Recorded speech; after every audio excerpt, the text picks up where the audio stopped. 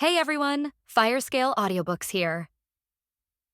If there's a novel you'd love to hear more of, you can support us on Patreon or Ko-fi. Depending on your tier, I'll make extra parts just for the stories you're most excited about.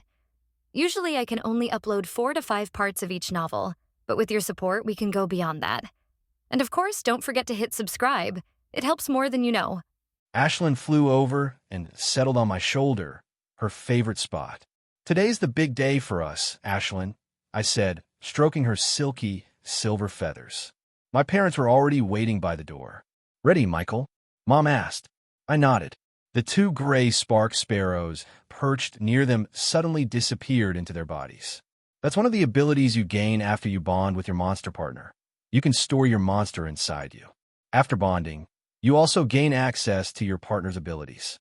Once I bond with Ashlyn, I might be able to use her silver fire. This whole process is called monster integration. You fuse your partner's abilities with your own, and as both of you advance, your lifespans increase together. Your grade is directly tied to your monster's grade. As your monster breaks through to higher stages, your own grade advances along with them. I walked toward the town square with my parents. Families were everywhere, kids my age walking beside their mothers and fathers, monsters at their heels or perched on their shoulders. Today, the graduating class would finally bond with their monsters.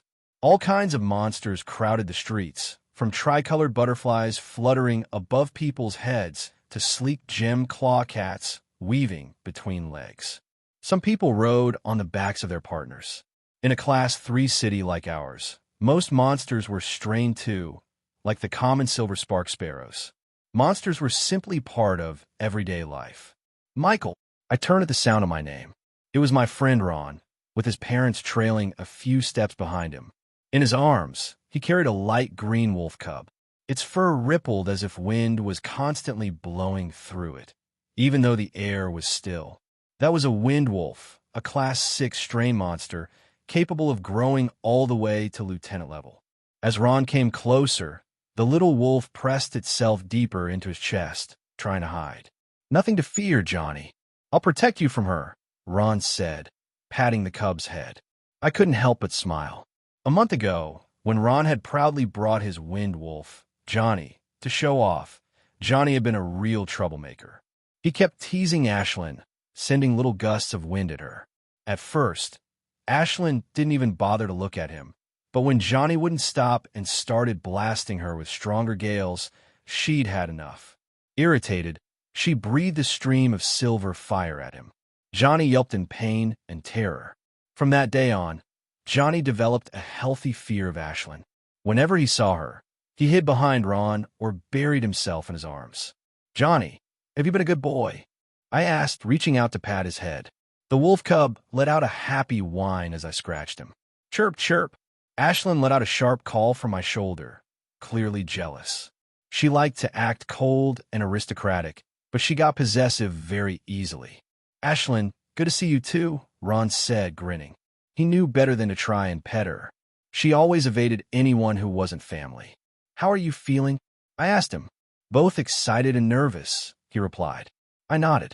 "Same here. You're leaving tomorrow, right?" I asked. "Yeah, in the morning." Every year, the top 20 students of the batch received invitations from various organizations and government departments. They provided everything: a high-strain monster partner, a suitable mana refinement engine, training, resources. All you had to do was sign a service contract. The minimum term was 10 years, the maximum 15. During that time, they couldn't force you into extremely dangerous missions if you refused, at least on paper. I'd ranked second in my batch. They offered me a Class 7 strain monster, but I turned them down. I had 2 reasons. First, I only wanted Ashlyn as my monster partner. Second, even 9 or 10 years felt too long to bind myself to someone else's terms. Ron had accepted a contract from one of the organizations for 11 years of service. They had given him Johnny as part of the deal. We walked together toward the town square, where the ceremony was held every year. By the time we arrived, a huge crowd had already gathered. A large stage stood at the center, and right in the middle of it was a massive black stone slab. That was the Enlightenment Stone. When the ceremony was performed on that stone, The chance of failure was practically zero. In front of the stage, about 200 chairs were arranged in neat rows for the students undergoing the ceremony. Half of them were already filled by students sitting with their monsters. The seating was strict, arranged according to ranking. My seat was in the middle of the front row. Ron, ranked 8th, was also in the front row. I found my place and sat down. Ashlyn perched on my shoulder like a silver ornament. The seat on my left was empty. On my right sat Ellen, the top student of our batch. "I didn't believe it when I heard you rejected all the offers," she said, eyeing Ashlyn on my shoulder. "But seeing this mutated gray spark sparrow up close, I guess it's true." I just smiled. Ellen had always been blunt. She was a good friend and my fiercest rival for the top spot. For 3 years, we'd fought neck and neck for first place, but in the final exams, she had edged me out. On her own shoulder rested a palm-sized glass spider. Its body shimmered like crystal, translucent and sharp. It was one of the best Class 7 stray monsters. "Looking at that glass spider, you must have accepted the Crystal Knight's offer, right?" I asked. Many organizations had signature monsters.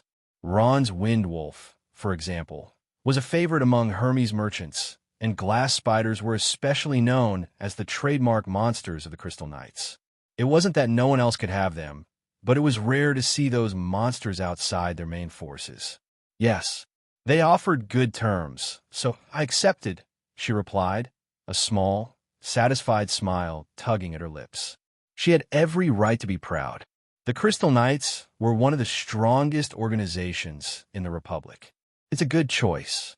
They gave you a top-tier Class 7 strain," I said. For a second, a flicker of envy passed through me, but when I felt Ashlyn's weight on my shoulder, I remembered why I had turned everything else down. "Strain isn't everything, Micheal. And you've heard that rumor, right?" Ellen said. She was right. A monster strain was just the map. Walking the path was up to us, and that path was full of obstacles. The rumor she mentioned was an ugly one. Students selected from small towns like ours were supposedly given monsters with low talent. It was hard for them to progress even halfway. They were mostly used to fill numbers and ended up at the bottom, doing the jobs no one else wanted. "Sip, Stella," Ellen shouted. I turned my head just in time to see Ellen's glass spider, Stella, shoot out glass-like threads that wrapped around Ashlyn, binding her wings and body. Ellen's eyes were full of anger and anxiety, but Ashlyn's eyes burned with pure fury. Silver flames erupted from her feathers, melting the glass threads in seconds. She was still glaring at Stella, clearly about to launch a counterattack. "Ashlyn, calm down. If you don't attack, I'll ask Mom to give you a special treat later," I whispered. The moment she heard "special treat," Ashlyn hesitated. The flames around her body weakened, then vanished. She gave Stella one last cold look and flew to my other shoulder, sulking. "Micheal, I'm so sorry. Stella really acts unruly sometimes," Ellen said quickly. "It's fine. It's happening everywhere," I replied, glancing around. On the ground nearby, Ron's Wind Wolf was wrestling with a dark centipede, their owners trying desperately to pull them apart. All over the square, small monsters were snapping, hissing, or chasing each other around. "Yes, it really is happening everywhere," Ellen echoed, watching the chaos. "Which training facility are you going to?" I asked. The Crystal Knights had branches in every major city. Usually, they sent their new recruits to a specific training facility first, where they would stay for about a year. "Mayfield. I'll be there for 1 year," she said, a hint of excitement in her voice. Mayfield was a Class 6 city close to the capital.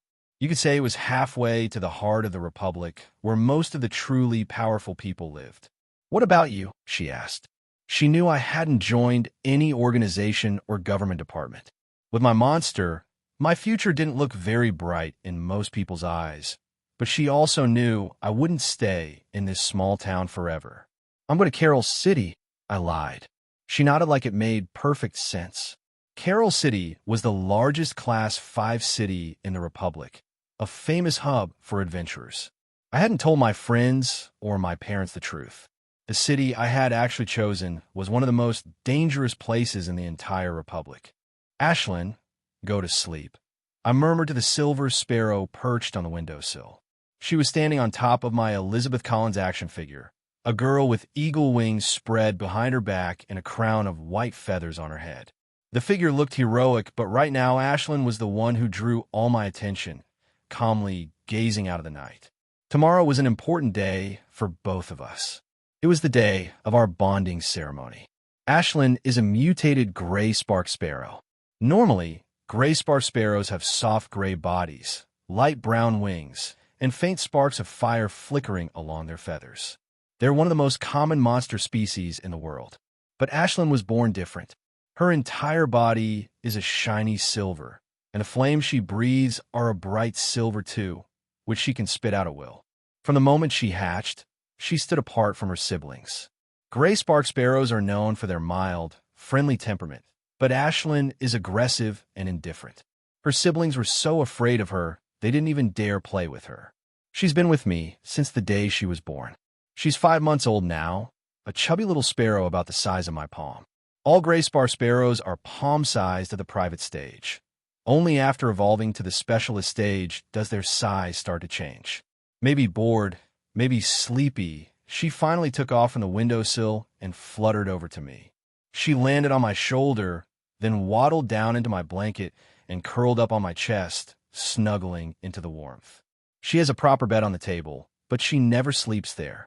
I gently stroked her shiny silver feathers as she dozed on my chest. For all her arrogance during the day, she looked unbelievably cute like this.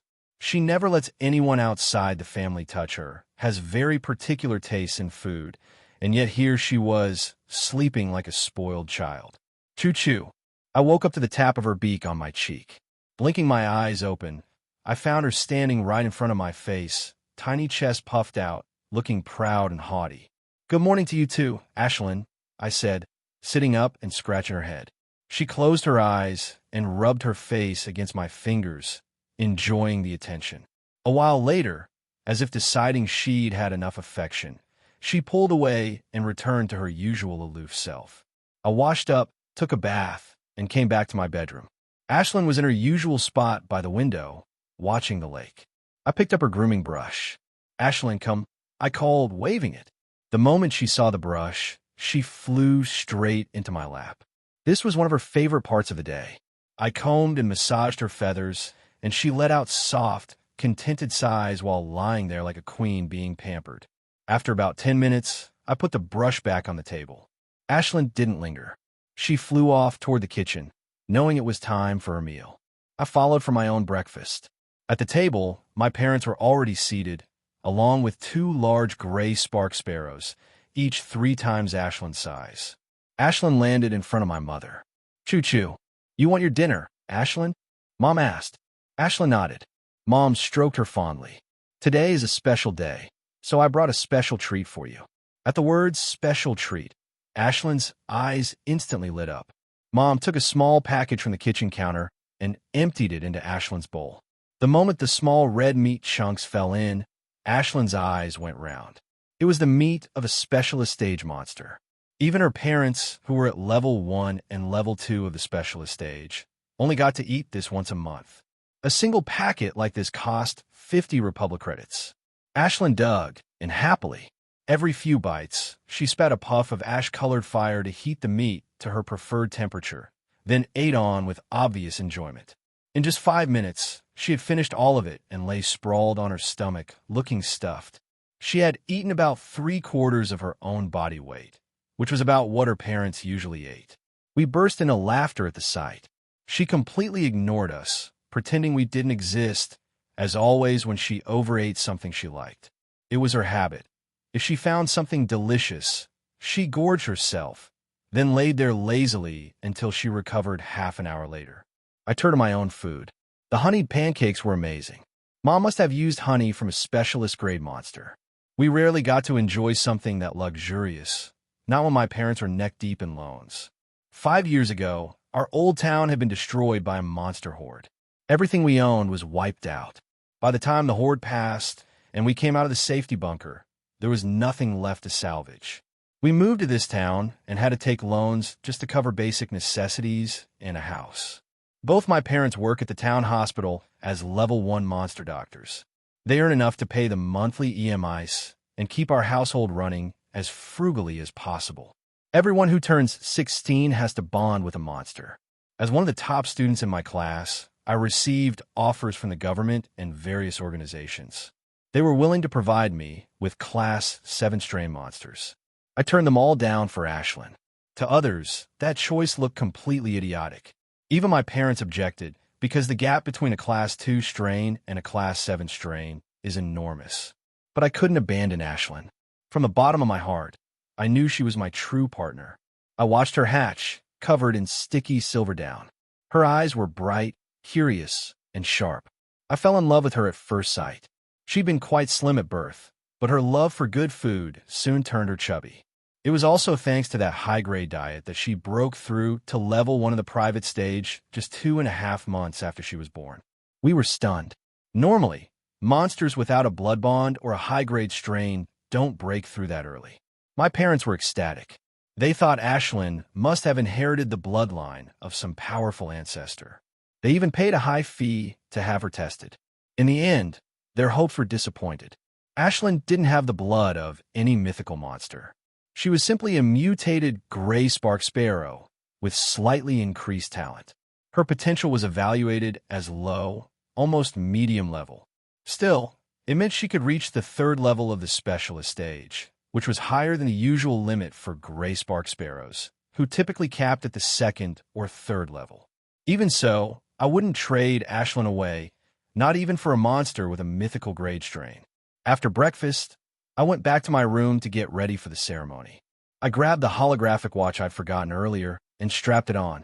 Standing in front of the mirror, I checked my reflection. I was dressed in a white shirt and trousers. Most people wore white for a blood bond ceremony. It's not a rule, but if you show up in another color, you'll stand out as the odd one in a sea of white. I'm average in almost every way. Average height, a face that's neither handsome nor ugly, and black hair. The only thing people ever mention are my bright green eyes. Flap, flap. Soon a boy came with swaggering. On his head was a 3-eyed monkey, is laughing and dancing.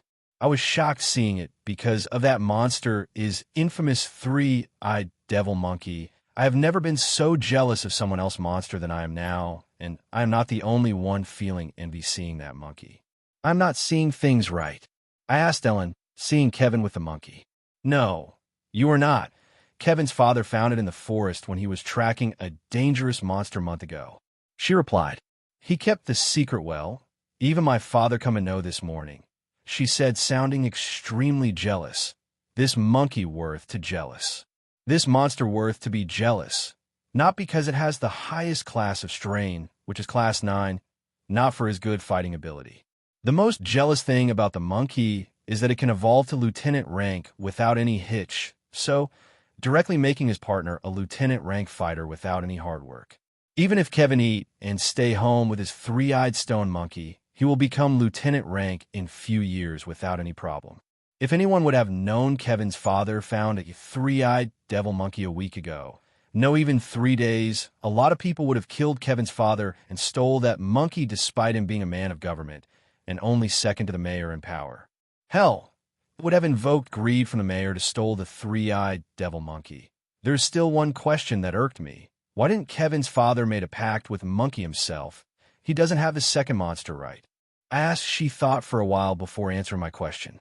He made a pact with his second monster 2 years ago. Not many people know it, she answered. As being mayor's daughter, she is privy of certain things of the town. Did Kevin join any organization?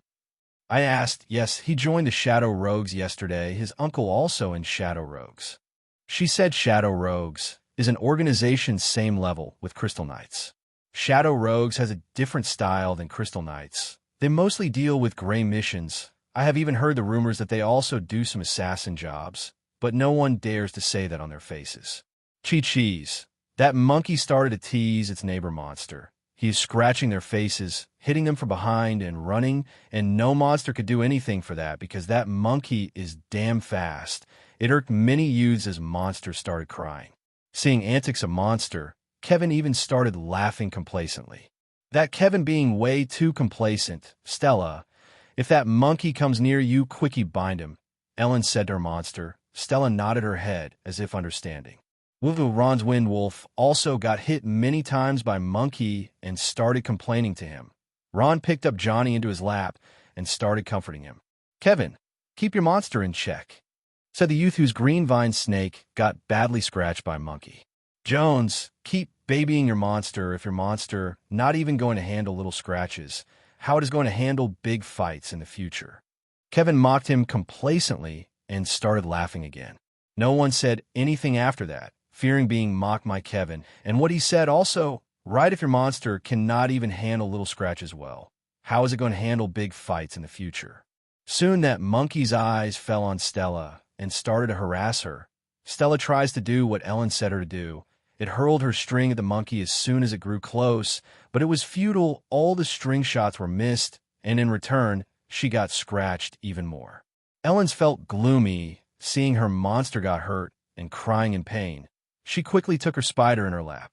Ellen wants nothing but beat the shit out of that monkey, but she couldn't do anything except endure. After having his fun, Stella, that monkey moved to another target to harass. After enjoying hitting and scratching another few monsters, it targeted Ashlyn. First, it danced in front of her for some time, teasing her with it. Ashlyn did not even glance at it. Seeing this, monkey got angry and swiftly hit on the Ashlyn's head. Ashlyn's eyes got dangerously angry. That monkey really hit very hard. Her eyes back to normal once again. She didn't react being hit, just stared at him intently. Being stared by her, monkey got angry and hit Ashlyn again 2 times on the head and the back, but she still didn't react to his provocations. Johnny started laughing, gloating, not at Ashlyn, but at the monkey. He remembers when he tried to play with Ashlyn first time. She had scorched him with fire, and that time she was irritated with him, no angry. This stupid monkey really angered her. Micheal, is your little bird as dumb? Kevin asked, seeing his 3-eyed devil monkey kept hitting, but Michael's monster not even reacting. I looked at Kevin and smiled without saying anything. The smile seemed to irk Kevin, but he didn't say anything. He just wanted Billy to hit that dumb bird so hard that she will faint on the spot. But he can't say that, because that would be intentional and frowned upon by all adults here. His father is also watching. Kevin is too much. He could have easily called back his monkey, but he didn't. Ellen said, but I just smiled and didn't reply. That monkey will soon feel pain. And it did happen not long after that. Chi monkey doing teasing dance. Swiftly it moved toward Ashlyn and hit her again, but this time something different happened. As it about hit Ashlyn with his sharp claws, suddenly Ashlyn produced thumb-sized ball of fire and threw it on the face of the monkey. Chi monkey cried out as the fire hit it and started to put off the fire with his paws. Ha ha ha ha ha. Everybody started laughing seeing this. That monkey harassed many people's monsters, and they were helpless to do anything about it. And seeing its suffering, many people started laughing. Micheal, can't you control your low-class monster? Look how it hurt my Billy is, shouted Kevin, and all of a sudden, all got quiet. The mayor, who was also waking to the stage, stopped on his track. It is considered a grave insult to call someone's monster low-class, especially in this place where more than 90% people had low-class monsters. It is especially bad when Kevin's father was about run for mayor's election. His father's face is become so red that if they were alone, his father would have beat the shit out of him. Seeing about silence, Kevin looked around to find everyone is looking at him, and even his father's face looked like he was about to beat him. Looking everyone's faces, he realized what he said, and his face became distorted like he had eaten shit.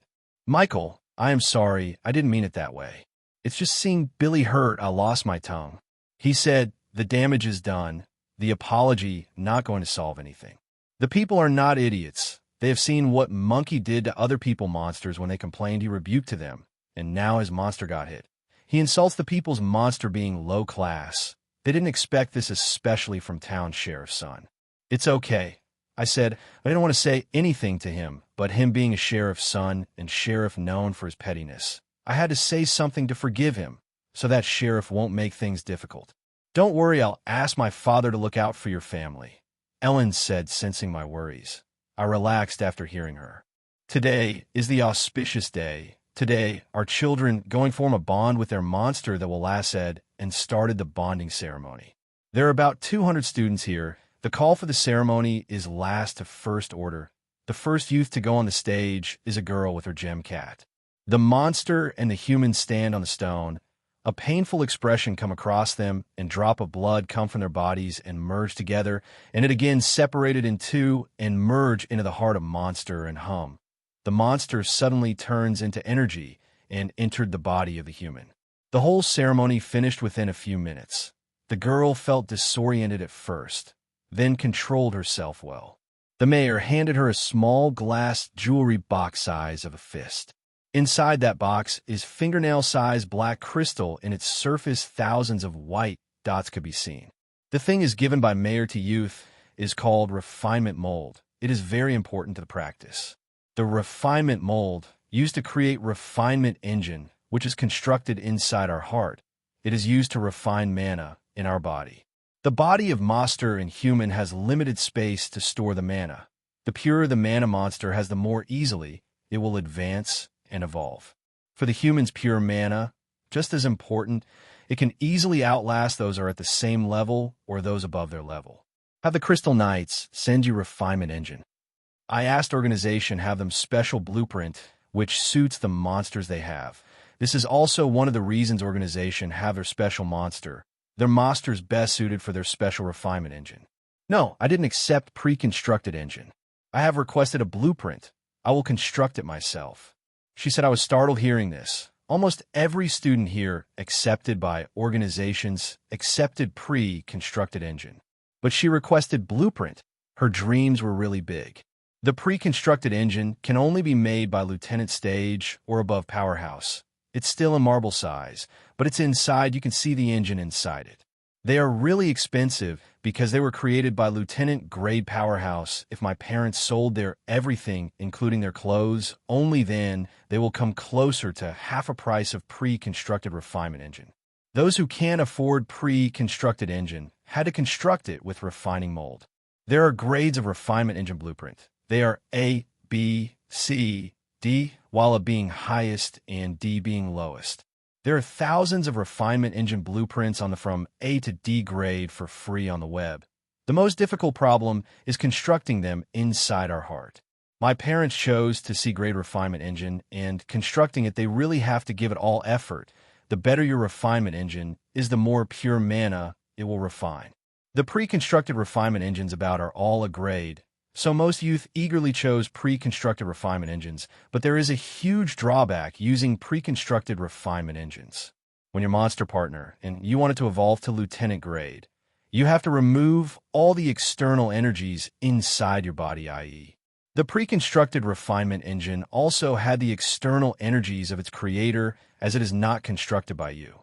One has to remove the external energy of its maker from refinement engine. It takes years to remove energy of its maker, and some event won't able to do that, making them and their monsters always stranded master realm. But to most of the people, it didn't matter their hope to reach corporal or sergeant stage. They can only dream about master and lieutenant stage. She knows the monster she got from Crystal Knights has a very low talent despite having class 7 strains, which have about 2% chance to reach lieutenant stage. The youths who were selected from a small town like us would have the lowest position in the organizations. They were given lowest talent monsters despite their high strain. They only recruit youths from a small town just to fill space and cannon fodder, as she is the one told me about this. Her parents had also joined the organization in their youth and only retired after making their contract term. Ellen is an ambitious girl. She doesn't want to be a filler or cannon fodder. Despite her monster having low talent, she wants to fill what she's lacking in talent. She wants to fill it with hard work. Her greatest dream is to participate in League of Heroes, which happened every decade. The next League of Heroes is 5 years later, and minimum qualification it needs is Master Grade Powerhouse. This will her only chance of participating in it, as only those below 30 can participate in it. I also want to participate in League of Heroes. I was 11 years old when the League of Heroes happened.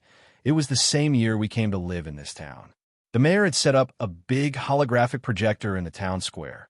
Everyone in one town had come watch in such a big display.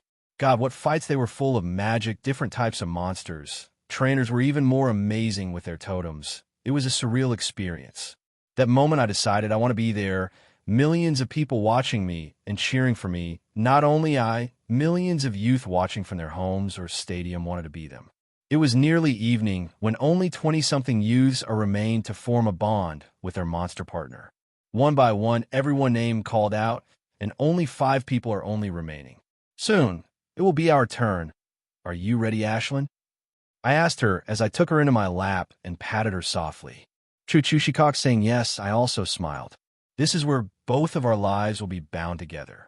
Micheal, Mayor called out my name. I, like many others, before going on a stage and stand on the platform. Opposite of me is Ashlyn. I felt pain in the wrist and something inside me, as ever so small part of the breakout of me. I think it is my soul. Many researchers have theorized that it is a tiny part of our soul would also break out during bonding ceremony. A drop of my blood, likely mix of soul, flies out of my wrist. Ashlyn's blood also floats out, and both have started to merge. The merged blood again separates into 2 parts and started to float back toward my body. The drop of blood came closer to me and directly seeps into my temple.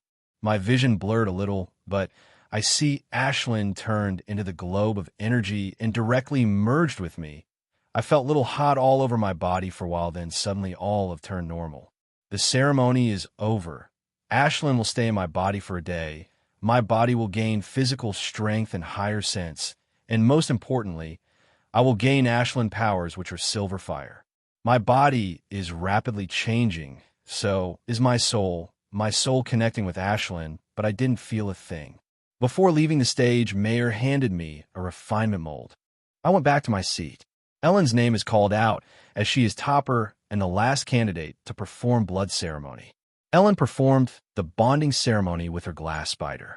As valedictorian, she gave an awe-inspiring speech. She openly talks about her aspiration to participate in the League of Heroes 5 years later, and we all should follow our dreams no matter how difficult it is. Clap, clap, clap, clap. All youths stood from their seats and started to clap. They all feel motivated by her speech. Short-lived emotions they may feeling, but they all felt inspired because of speech. After the ceremony is over, all people started leaving. Best of luck, both of you, to your journey. I said to both Ron and Ellen as they were both leaving tomorrow. You too, Micheal. They both, after hugging them goodbye, I left with my parents. I left the town square with my parents. Today had been a very exciting day. It was really an eye-opener, especially Kevin's 3-eyed demonic monkey. It was really enviable that boy like a Kevin got such an awesome beast. Mom, I am sleeping, I said to my mother. She nodded. This is normal. Sleeping after the ceremony, it is also advisable. The more relaxed your mind and body is, the faster your monster partner able to integrate its powers in you. I fell asleep as soon as my head touched the pillow. Choo, wake up. I woke up by sound. It's not much of sound, but an emotion. I opened my eyes, a little confused as I felt like voice comes from my mind. Did you wake me up, Ashlyn? I asked in mind. I got an answer through emotions. Ashlyn and I had formed a telepathic link. Soy can easily sense her emotion telepathically. Choo, she came out of me and stand on my chest. I am clearly feeling her emotions. She is feeling a little hungry and want to be petted. I petted her soft silver feather for some time. Thud. As I was about to get up from my bed, I fell on the floor hard. Oh shit. I cursed as I remember. I'm clearly stronger than yesterday, due to integration. My physical strength doubled due to my bonding with Ashlyn and thinking of bonding. I look inside my heart where mystery space had formed. Inside it, their large red cloud. I smiled loudly seeing that cloud. I excitedly tried to summon the silver fire which I got from them. First, there a small spark, but then it slowly turned into small fire, and soon it became fist eyes. Ha ha! I started to laugh seeing the fire. Really, I got Ashlyn's silver fire. I feel so happy looking at this fire. This fire is amazing. I was so enamored by it. Ashlyn, look. I asked Ashlyn to look at my hand in which is silver fire is burning, but she only gave me look from the then look away, not giving more than a moment of look. I laughed after seeing this. She hasn't changed a bit even after our bonding. I called back the silver fire as I had my fun. I don't know how I summoned the fire, seeing I just got the powers today, but I somehow know It is perks of bonding. You will be automatically proficient in your monster's powers. It took me little time to get used to my improved physical strength.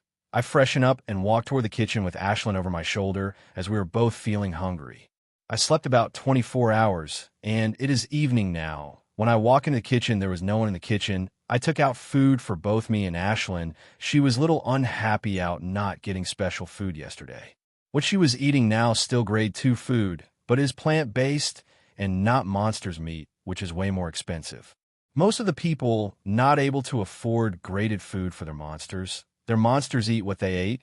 We are able to afford it because my parents are doctors LV1 that they still able to give their mothers a good food. As we about to finish our food when my parents come back. Michael, how do you feel? My father asked. Very good and energetic. I replied as I was feeling really energetic. You will be constructing refining engine tonight, right? Asked my mother. Yes. I said, the best time for constructing the refining engine is within week of the bonding ceremony. I had been preparing for it for 3 months. The day, I was completely sure that Ashlyn's going to be my monster partner. We have made all preparation for you. My father had stated they had made all preparation for the things I will need during constructing refinement engine. It's not much preparation, it's just IV which filled with the special solutions which will aid in the construction of refinement engine and also energized me, so I won't faint in the process. The process usually takes 1 to 3 days, depending upon the complexity of the blueprint of the refinement engine. Soon it was time.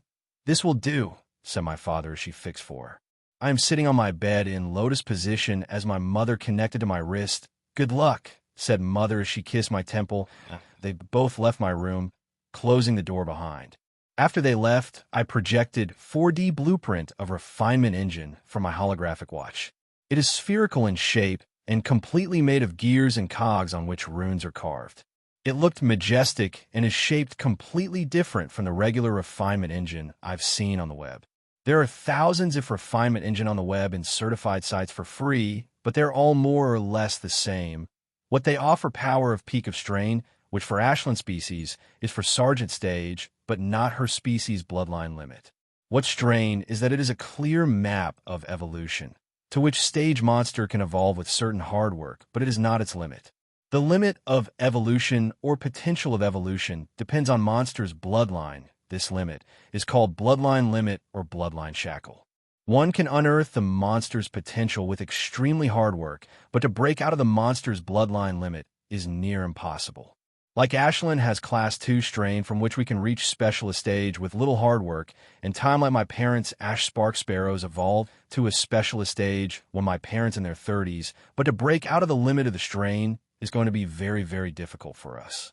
What refinement engine does is it purifies the mana human and his monster partner absorb in his body. The monster and its human counterpart has limited space in a body to store mana, and that is what refinement engine does. The purer the mana is the early the chances of monster evolving are.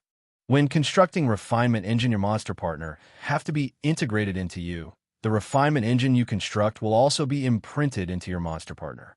In daily practice, monster and human have to be integrated into each other to refine mana. Ashlyn comes. I asked her. This time she didn't reveal her arrogant self. She turned into energy and integrated into me. This is the time to construct my refinement engine. I pick a glass jewelry box from my desk, which Mayor had handed down to all students. I took out small marble from the box and ate it. It will take half an hour to dissolve it into the mold. I had to browse thousands of refinement engines on the web, but none of them fits my criteria. Ashlyn is a low-level monster whose strain is only class 2, which only take her to the private stage, not further than that.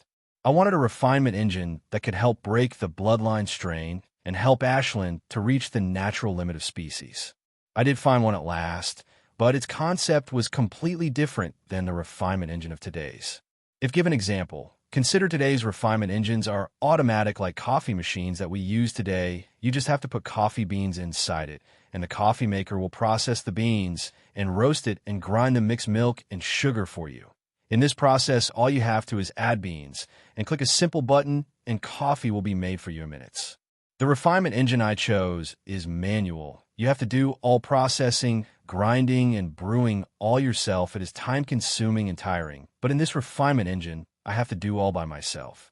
The reason I chose this refinement engine is that it purifies my energy many times over the normal refinement engine that increases more 80% chances Ashland breaking through the bloodline strain.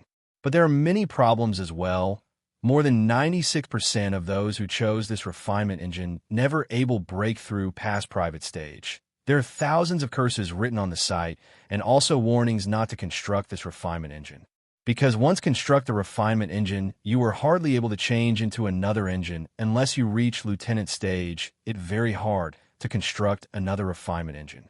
The highest one had reached using this refinement engine is at master stage. He said it very difficult to operate this refinement engine and needs strong mental strength. I don't like to take the risks, but I don't want to be mediocre rest of my life. I have dreams. I want to fight in the League of Heroes and want millions of people to cheer for me. Inside my heart, there is a separate space, is formed it mainly called Mana World. I don't why. It's empty except in the center of it is large cloud made of red smoke. If one look carefully at a minute, some specks of smoke always merging inside at every second. Mana World is formed when I and Ashland bonded, and that large red cloud is mana, is a smoky form. Red-colored mana is most impure, and diluted mana out there white color is a sign of most pure mana. They say in 12 stages of evolutions, the first stage has gas state mana, and in the 12th stage is solid state mana. But from what I have read, most of the people who reach 12th stage have semi-solid state mana. Those who able have the semi-solid state mana are the exceptional people. Most of the people who reach 12th stage have liquid state mana, almost no one able to confident solid state form mana. My refinement engine claimed to make solid state mana if one reached the 12th stage, but no one believes it, because to make solid state mana, one's mana has to be exceptionally pure. The refinement engines are divided into the 4 categories, A, B, C, D, according to how many parts it has, while D-grade refinement engines being lowest has 100 to 200 parts. C-grade refinement engine has 400 to 500 parts. B-grade refinement engine has 800 to 1,000 parts, and a grade refinement engine has 1,700 to 2,000, but the refinement engine I selected has 5,692 parts. It must be due to my refinement engine being manual, not automatic. It took me nearly 3 months of day and night studying to understand fully. I have memorized each and every part of refinement engine, and I even practice constructing on the app. I have complete confidence in myself to construct refinement engine in one go. The mold had entered the mana world.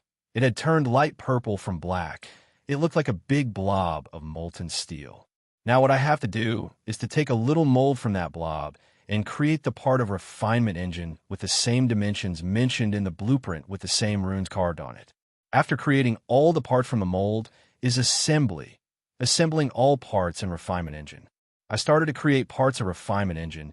It is a very lengthy process to create more than 5,000 parts. The engine parts consisted of cogs and gears, pipes, bots, etc. They are small but numerous. It was extremely difficult to memorize different dimensions of all parts. The plus point is that I have now had an easier time now than practices earlier. After forming a bond with not only I gain magic power and physical strength, my psych powers are also increased. Now I can easily remember and memorize the thing. Time passes on as I am creating parts after parts of the refinement engine without the rest. It must have been next day when I finished making all the parts. I divided them into sections for inspecting them again. Every part has to be perfect with no fault. The change in parts dimension or rune could collapse the whole engine. Succeeding in the first try is the best because reconstructing is taken bitch of time than constructing it the first time. I felt tired after inspecting every part thrice. I inspected every angle, dimension, and the rune on each part. At first inspection, I come to across some mistake. At a second and third inspection, I didn't find any mistakes that make me feel relive. Feeling refreshed, I again went back to work. This is the part one I'm most confident in as I have practiced these steps hundreds of times on program. Assembling all parts to create refinement engine. I started assembling the engine. This process is complicated but fun. It feels like a big puzzle with over 5,000 parts. connecting cogs and gears and various pipes to each other as a spheroid-like structure started to take a shape, but still there work to be done. Time passed on, and I keep assembling one part after another. Click! I fixed the last bolt in the refinement engine as the construction of the refinement engine is finally completed. The whole spheroid construction of Mana Refinement Engine looks majestic. It gives off the purple dim light. The refinement engine had the feel of old era steam machinery. Not a feeling, as it is a pure mechanical machinery with gears and cogs, nut and bolts. It has some type of grace in it, which somehow described the will of humanity and struggle it faced to survive in this monster-ridden world. When I looked at this engine, only one thing coming to mind is Supreme Combat Exercise. Supreme Combat Exercise is combat exercise which is known to first combat art humanity ever developed. It developed in the early days of humanity when humans were still struggling with monsters for survival. It shows the spirit of humanity. I think this exercise somehow inspired the inventor of this refinement engine, and it is also one of 3 advice given by the inventor is to practice Supreme Combat Exercise in future, if possible. It will be a big help in operating the refinement engine. Now, the most important step of all, this is a step where all those 96% of people who tried this Mana Refinement Engine had failed. What I have to do now is that to take Refinement Engine inside the Mana Cloud and suck all cloud inside the engine. That I have to do in one go, without any break, because if I fail this process, it's going to be twice harder at next attempt. I decided to sleep to refresh my mind as I'm feeling really tired from creating and the process of Refinement Engine. I fell asleep as soon as I didn't glance at 4, which is connected to my hand. It was late midnight when I woke. I must have slept about 6 hours when I slept earlier sun was about to go down. I removed the 4 from my hat as it was empty. Feeling refreshed, I sit on the meditating position and close my eyes. As I look, there is no noticeable change in the red cloud. The size of Mana Cloud, and depending upon the talent of the person, which in my case is low grade. The talent of your first monster is going to be your talent for the rest of your life. You can't change that ever. That is why the first monster is so important. Talents are divided into 3 types: low grade, medium grade, and high grade. Ashlyn has low grade talent. That is why her mana absorption is slow and Mana Cloud is small. If Ashlyn's talent had been medium grade, the cloud would have been 50% bigger, and her talent had been high grade, it would have been 100% bigger, the size of Mana Cloud that I have. Most of Gray Sparrow, as one of the most common monster species in the world, rarely had any talent except for low grade. Refinement engines lessen some gaps between talent, and my refinement engine states that if I am able to obtain the highest level of purity scale in each grade, I can also consider equal to those who have high-grade talent. But it is very difficult to obtain the highest purity mana in each grade from the comments I've read on site.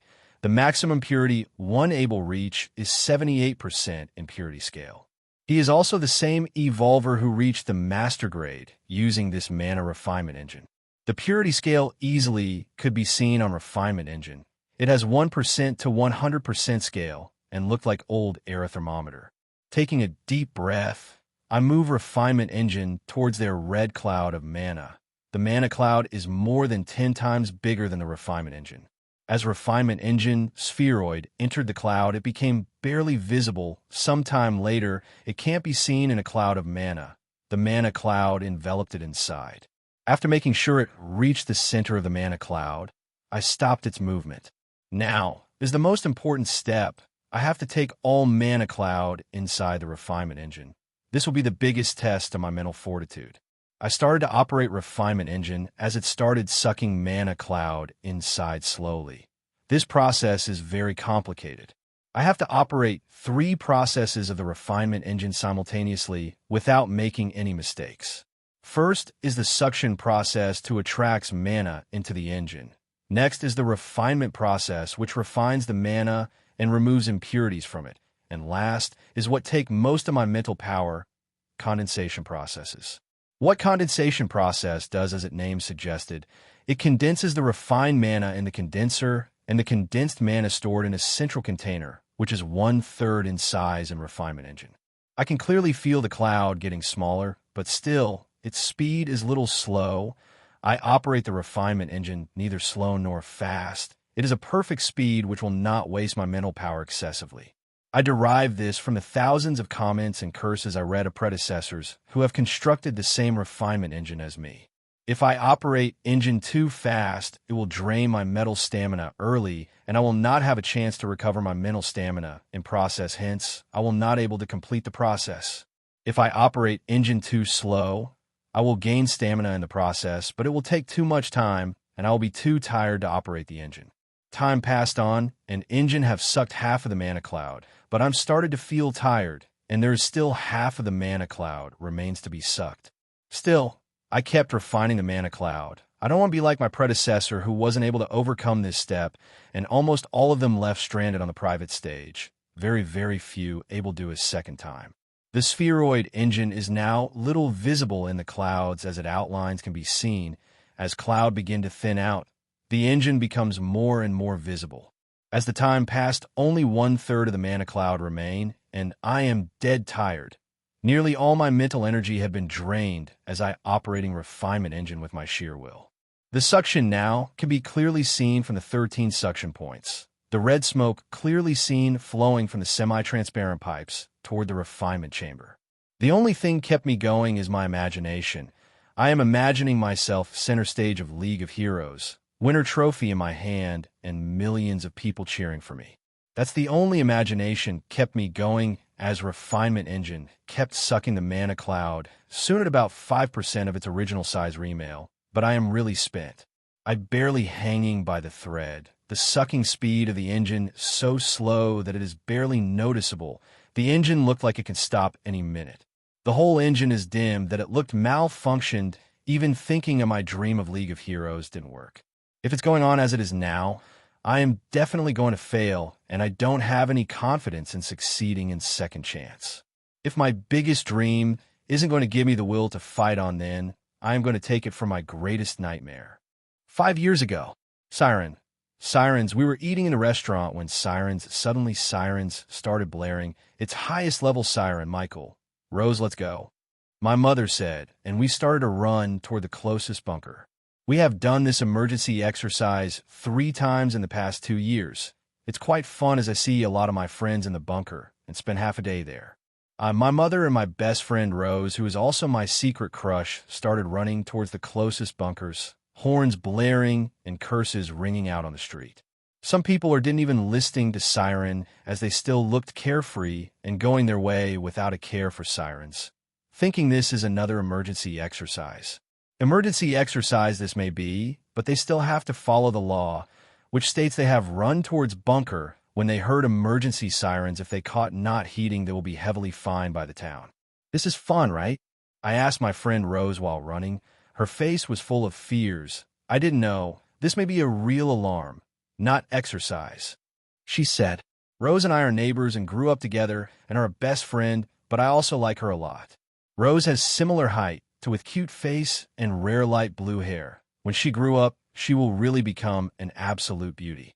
Don't worry, children, this is just false alarm, said my mom, but we still run toward the bunker. My mother never takes chances in this type of thing. She once experienced monster horde in her youth. She knows what kind of destruction it brought. Repeat, this is not a false alarm. Monster horde is 10 kilometers away.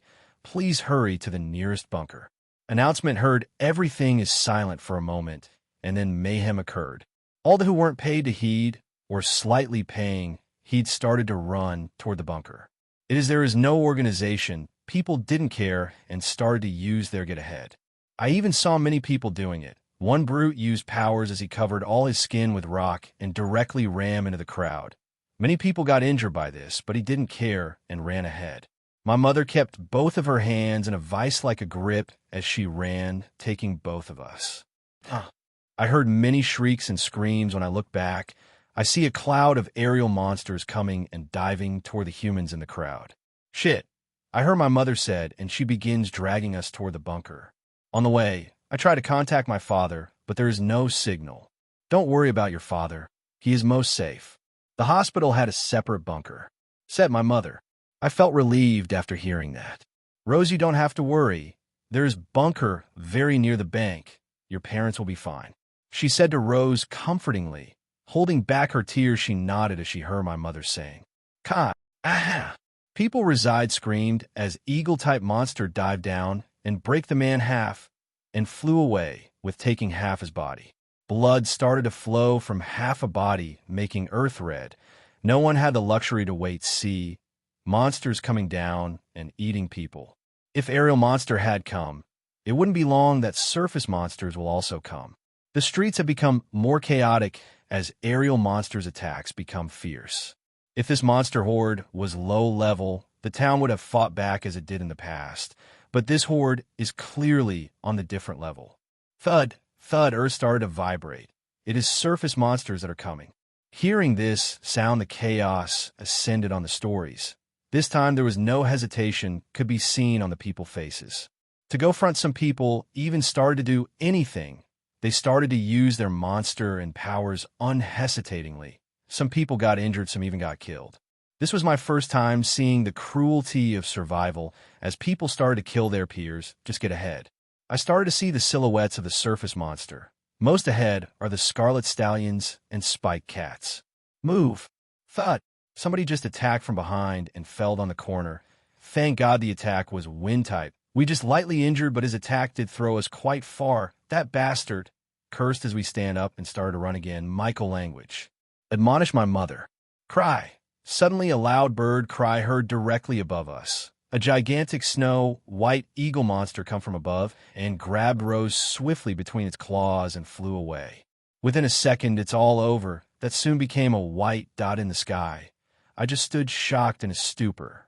Slap, Micheal, let's go, my mother said as she slapped me and dragged me away. I didn't dare to imagine what will happen to Rose, but she is most likely dead, eaten by that eagle monster. We somehow managed to survive the horde, reaching bunker in time. My father was also survived by hiding in the hospital bunker. That monster horde killed 1/4 residents of our town. Rose's parents also not able to survive. Even their bodies were not found. They were taken or eaten away by the monsters like Rose and other townspeople. I was not able to sleep for months, daily having the nightmare of that day. Sometimes I even have dreams of Rose eaten alive by that eagle-type monster. Present day, remembering that nightmarish day, I filled with fear and fighting spirit as I never able to feel that weak again. I could have me or my mother in place Rose. Just thinking this thought make one strong enough that I could protect my parents from any harm. I operated the refinement engine with this newfound willpower. In minutes, I completed absorption of the mana cloud. Gears moving, the gears started to move automatically, and whole refinement engine is come alight with so blinding glow that I can't see anything except for bright purple globe.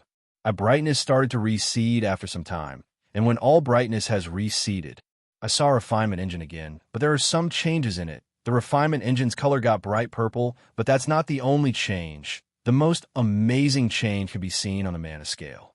I was shocked seeing the purity of my mana. It is 34%. Before refining my mana at purity should have been at 16% to 17%, but it now doubled. It is now in the range of those who have medium level talent, because those have a purity of mana above 33.5% mana purity are considered in the range of medium level talent. I open to see it is early morning. I am dead tired and I just wanted to sleep peacefully. When I woke up, it's already 3 in the afternoon. Ashlyn is still inside sleeping.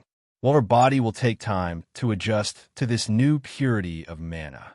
You can only refine mana when your monster is integrated as you share same mana. So when you refine your mana, you also refine your monster's mana as refinement engine also imprinted inside your monster. I freshen up and open my door to see my parents sitting by the door. They look to in sleep. They must have been waiting for me for 2 days. I did not disturb their sleep, just put the blanket on them.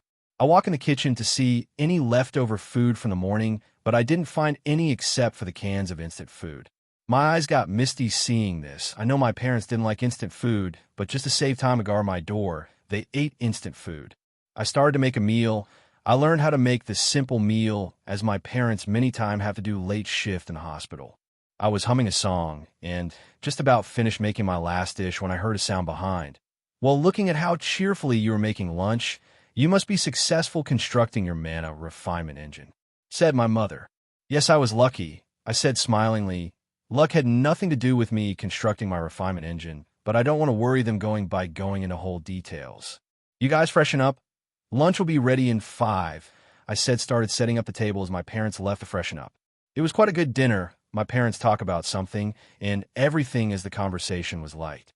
There are only 5 days left before you leave, said my mom emotionally. I never left home except for the school trip outside the town into the forest.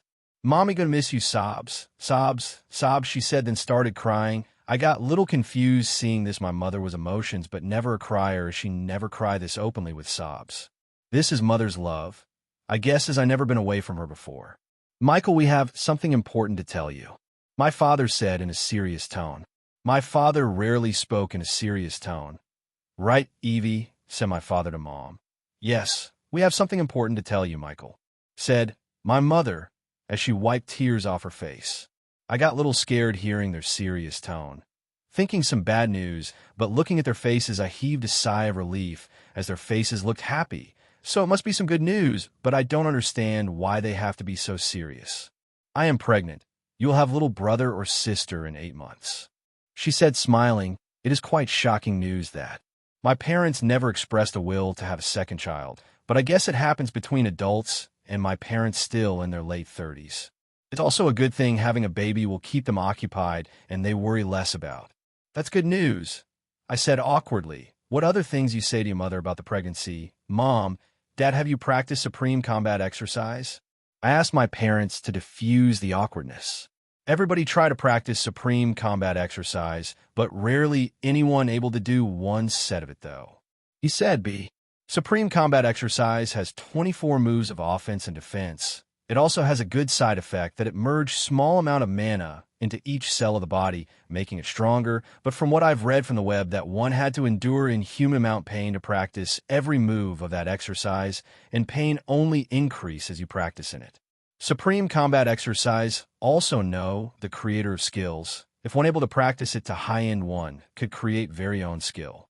We both tried it, but we were not able to do more than 3 moves. That pain is just inhuman, said my mother and shudder in thinking of that pain. Well, you should try as well. Every tried it at least one time when they are young, said my father as he encouraged me to try. I will, I replied. They left the kitchen soon after. Choo-choo. Ashlyn comes out of me suddenly and asks for food. She is feeling hungry as I sensed her emotions. I'll give you your food, I said as I ruffled her feathers. I walked toward a drawer and took out the pouch of her food. Choo-choo-choo. Ashlyn objected seeing this packet of regular food and demanded a special food, which I promised her I will give it to her if she didn't attack Ellen's monster. I got a little startled by her intelligence. Before the ceremony, her intelligence that of 1-year child, but now her intelligence clearly shows that of 2 years child. I took out special treat made of specialist stage monsters meat and put it on her plate. Ashlyn ate that with relish and finished it within minutes and laid in her stomach. I checked my social media for a few minutes. Ron and Ellen both left yesterday and even reached their cities as they posted some photos. I like and comment on their photos before logging out. I typed the Supreme Combat Exercise. I've never really actively searched for the Supreme Combat Exercise. There are millions of results are shown, but I chose the first link, which is a government site, which would have more detailed information about it. By reading all, I was in immense awe. Some information I know is human developed it during their inception, and the pain felt during practice, and how it makes the body stronger, and how after completing its 10 set, how its power increases exponentially, only lower than skill. I didn't know that after completing its 30 sets, its power the same as skill, and after completing 50 sets, its power will be above that of normal skill. In practicing, one's body defense and vitality also increased, but still, even for all those benefits, people didn't practice Supreme Combat Exercise. There are 3 main reasons for it. First is the most common in human pain they felt performing the exercise. The second reason is that humanity's advancement in many fields such as technology, magical artifacts, and alchemical elixir and medicine with it, they can easily get the similar effects as practicing Supreme Combat Exercise.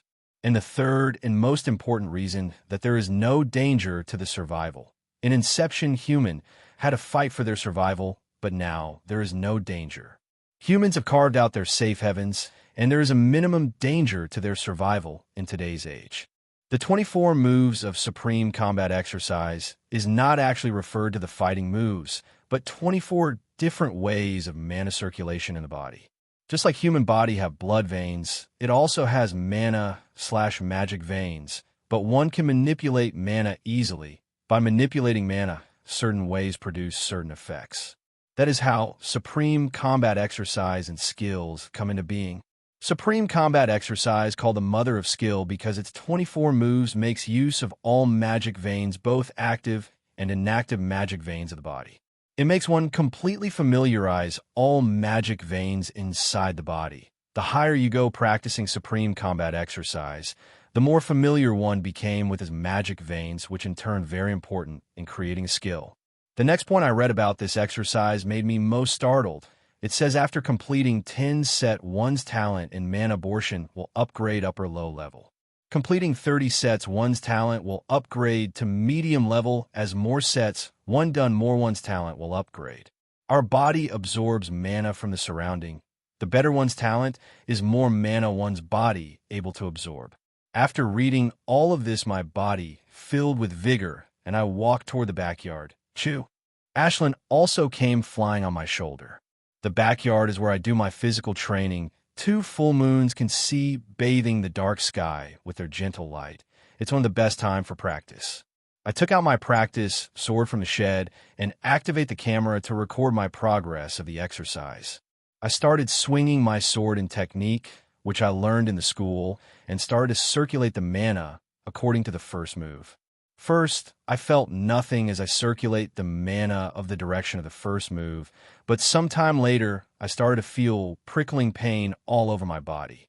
First, it is slow, but then it comes with full force, and it felt like there was hundreds of the needle are prickling me. It was so painful that I just want to stop the mana circulation and drop the sword. Enduring the pain, I persisted, but soon pain of 100 needles soon turned to pain 1,000 needles pricking me. I would have stopped if not for I am close to the completing first move. Greeting my teeth, I kept practicing my sword and circulating mana as the first move directed. Every moment felt life hour as I kept enduring this pain. Sound got out of my mouth as I completed the first move. I threw the sword on the ground and sat on grass, taking a deep breath. My clothes got drenched by sweat. It took me 10 minutes to get myself under control. No wonder people don't do this exercise despite its many benefits. I checked the recording of the practice. It's only 3 minutes and 27 seconds, but it felt like hours. I tapped the play. After fully playing it, I tapped a few more buttons. I can't believe it. I said to myself. I played the scenes of my practice. I was quite startled, so I compare with my earlier practice I've done. My sword stroke, 1.1 times faster than before, albeit sword was shaking, but still 1.1 times faster. Normally, after bonding ceremony, my speed would have increased between 0.5 to 1.0, even if I consider my speed increased to 0.8 after the ceremony, but there is still 0.3 left. That 0.3 is definitely increased when I am practicing Supreme Combat Exercise. According to what I've read earlier, every move will enhance my speed by 0.3, and if I am able to complete one set, then my speed would increase more than 7 times. I laugh at myself thinking that even adults can complete 3 moves, and I am thinking of completing one set. To complete one circle of that exercise, I had to grit my teeth and close my eyes. Even my sword was shaking. I rested for some time and picked me a sword and started circulating mana according to the first move of the exercise. This time also I gritted teeth and closed eyes as I felt the imminent pain, but I still endured and my sword was a little less shaky than before. Like last time, I threw my sword and rested on the ground. Damn, this exercise is really painful. This time I barely able to open my eyes through the pain, and my sword was a little less shaky, but I still completed my first move. I practiced till late. My parents didn't disturb me, seeing how diligent I am training. By the time I'm finished, I can perfectly circulate the first move of the exercise without closing my and sword shaking in my hand, though I still gritted my teeth to endure the pain. The main reason I am practicing this dreadful exercise to improve my talent in mana absorption. The rate of Ashland talent in mana absorbing is one worst in all monsters, even being mutated of her species. That didn't change anything. Her mana absorption talent still that gray spark sparrow.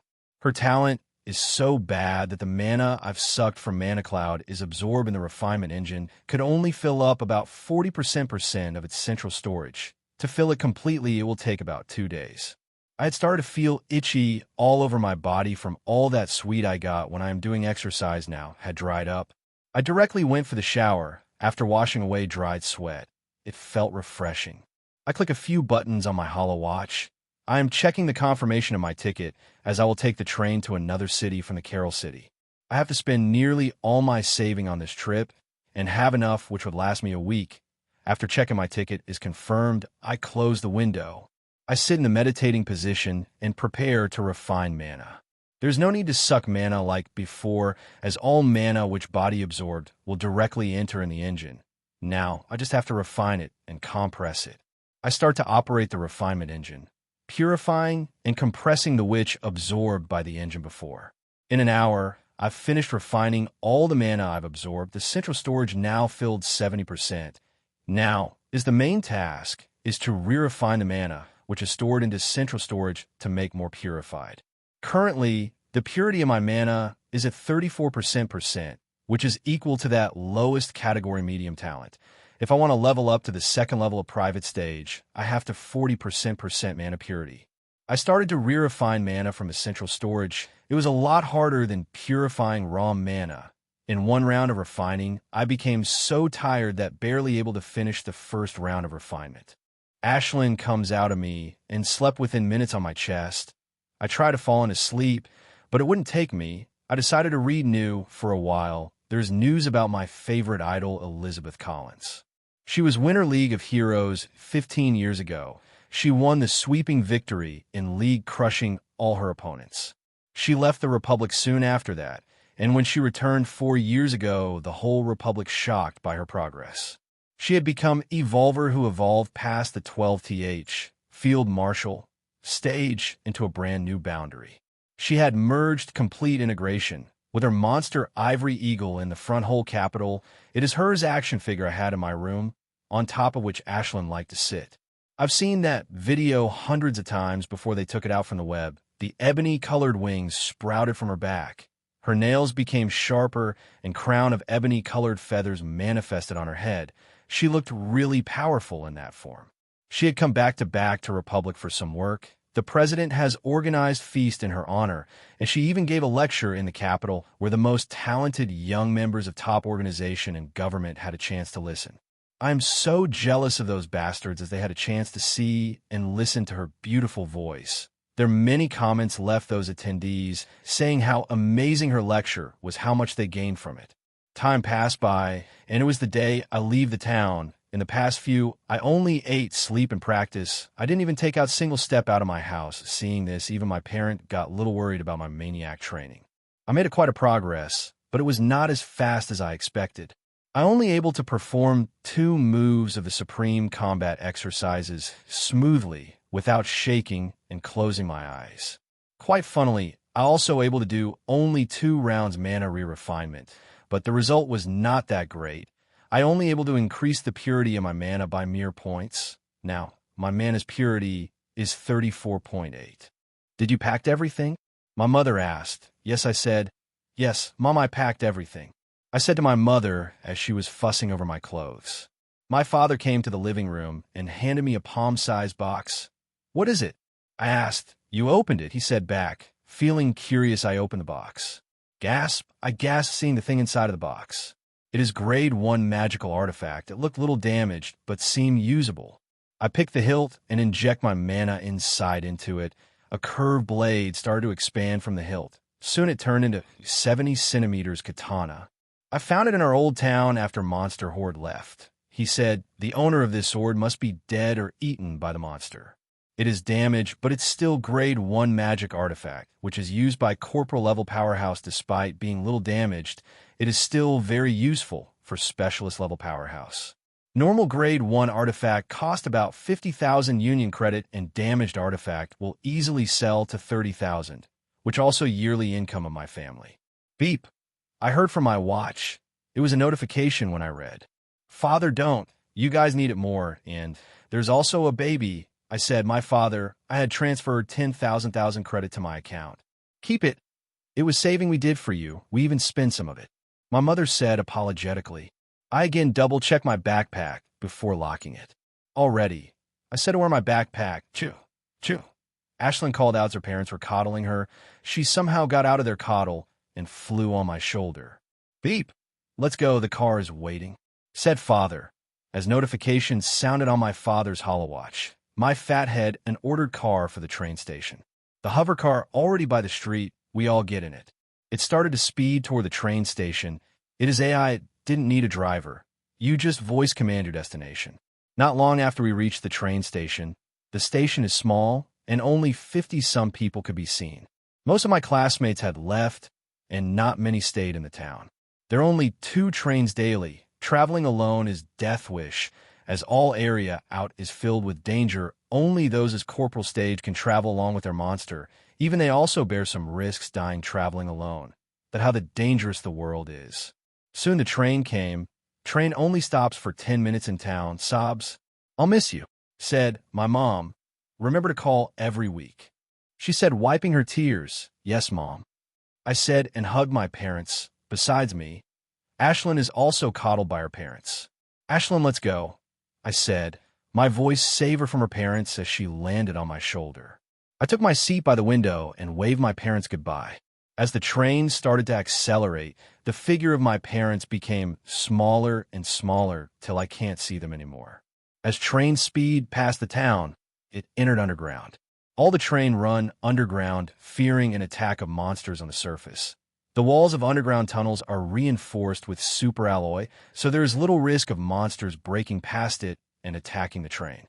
I will take 9 hours to reach Carroll City. In between train will stop in another 4 stops. Seeing there is nothing to in the dark tunnel, I called back Ashlyn inside me, started to purify my mana. In few days of absorbing, I completely filled the central storage of refinement engine. Now, I only have to further re-refine that mana. There's a need to set a special position to operate the refining engine. I started to purify the mana by refining processes and compressing process. It took a little more than an hour before I finished 2 rounds of re-refining my mana. I got tired after 2 rounds. The lights are dim, half of the passengers either sleeping or doing something on their holowatches. Sometime later, Ashlyn also come out of me and started looking curiously at the passengers. Only some people had their monster out as rule. No monster larger than the hand can stay on the train, so mostly young monsters fits that criteria. An announcement rang out from the train informing train will stop on the station at next stop. Soon the train stopped. Passengers got in and got out, and seat in front of me is filled by a cute young girl. Same age as me, who is holding Firewolf Cub, and the serious-looking man who is wearing a black suit seemed to be with a young girl. This Firewolf looked different from the normal Firewolf. It has a distinguishable flame mark on its head, which looked like a real fire. This wolf must be mutated or activated some high-level strain, and it giving off energy stronger than Ashlyn. It must be at LV.2 of private stage. We with that wolf started barking playfully at Ashlyn and tries all to get out of that girl's hold. "Fire! If you behave, I will give a treat later," she said and smiled apologetically at me. I smiled back at her. Time passed by, and I purify my mana one more time. I don't want to waste any time, as there are only 5 years to League of Heroes, and I want to participate in it. The 9-hour train ride is over as we reach the Carroll City. It is big Class 6 city, which is famous among the mid-level adventurers. I told all my friends and the family that I'm going to Carroll City, but my real destination is Westblood City. Westblood City is Class 9 city, same as a capital, and also the most dangerous city in the Republic. It is known as Adventurer's Paradise, as it's situated in the most fertile part of the Republic. Forests surrounding it filled with both monsters and magical plants. 1/3 new adventurers always die in their first year in hands monsters and man. It is also a city which most attacked by monster horde every year, but it also a city which is most wealthy as it's surrounded by dangerous but fertile. Many adventurers go to West Blood City to hunt monster and get rich every year. I decided to wait 3 hours in the station. To pass the time, I brought a snack for both myself and Ashlyn. The train came half an hour early, and it will stay at half an hour. I walked towards the levitating train like rest of the people. According to my tickets, my seat at the rear end of the train. As I entered the train to find the box is very crowded, I brought the cheapest ticket I could find. I walk in a crowd, sometimes even stepping on someone's toe to find my seat. The seats in the box are so small that it barely looked bigger than 5-year-old child seats. I somehow sat on seat sandwiched between two hulky middle-aged men. I barely able to move an inch as I sit sandwiched between them. Thank God I took Ashlyn inside me. Seeing her nature, she might have attacked some men here in anger. From the energies, I am sensing most of the men here seem to be in a private stage. This is the box of poor people, I suppose, as all people look here to be brute workers. The train started to speed up, and soon it entered underground. It will take 2 days to reach the West Blood City. The boxcar is loud, with all people shooting and taking. I even got a little ruffled in it. I wanted to operate the refinement engine, but this is not a good time. Time passes on. It's been more that day. I am to the train to the West Blood. I never going by the cheap ticket again. It was so tiring as I can't properly move my feet. Thud. Thud, I hear a faint sound like something hitting the train. Soon that noise increased. People started to look all direction as it coming from all over the train. Thud-ump. Thud-ump. Crash. The train is suddenly flipped over and crash. I started to pray at final movement before I lost consciousness due to shock. When I woke up from my unconsciousness, I was on the train floor, still sandwiched between bodies. A faint sounds of fighting could be heard from outside. I tried moving the body above me, but it hardly budged. I craned my neck in limited space and activated torch from my watch to see. I was quite startled to find there are many bodies above. My shirt felt wet. When I touched it with my fingers, it felt sticky. When looking at my fingers, there is red substance sticking on it. Something down to me, and I petrified. It was blood. In hurry, I checked breathing a man above me to find there was no breathing. He is dead, and the body beside it. I tried to wriggle out of dead bodies. It felt suffocating to be trapped between dead bodies. After efforts, half an hour to somehow got out a pile of bodies. After getting out, I take a good look at my train car to see there's a big pile of human bodies, and I likely tossed inside them, thinking I am dead. I felt horrified. Some bodies had peaceful expression, while others looked in extreme pain. There must be 50, 60 bodies on that pile. I averted my gaze from the bodies to hear the sound of fights from outside. From the sound, I am hearing there must be some big fight going on. Chi-chi. I hear a sound to see 3 rats-type monster eating the bodies. They're red nails. Rat's a rat-type monster who is famous for their sharp teeth and red nails, and is class 7 strain. They usually found in large groups. They look to be LV. 1 private stage, same as Ashlyn. Ashlyn suddenly comes out of me. Feeling movement, all 3 rats looked at me and attacked directly. Ashlyn. Chew! She gave a long cry and started to throw her silver fireball at Acri rates. That gave me enough time to take out my grade 1 magical artifact and activate it. I attack with my sword, slice 1 rat directly sliced into 2 by my sword. Even I got startled by that. I never fought with any real monster before. I only have experience fighting monsters that produce by stimulation. Still, there's 1 remain. Ashlyn already killed another rat with her fire. This last rat seemed to be in frenzy, barely dodging her fire. I come behind and sneakily attack it, as it barely dodged Ashlyn's attack that it had no time to dodge. Slice. It also cut into 2. Let's go, Ashlyn. I said the Acri rat's monster had a strong sense of smell, and they would go crazy, smelling there's kins and attack in frenzy. The boxcar is upside down. I have to walk on dead bodies to reach the door, and when I got out of the train, what greet is the heavy sense of smell. The scene I saw left me with an awestruck expression. About 600-something men and their monsters are fighting thousands of residential nail rats.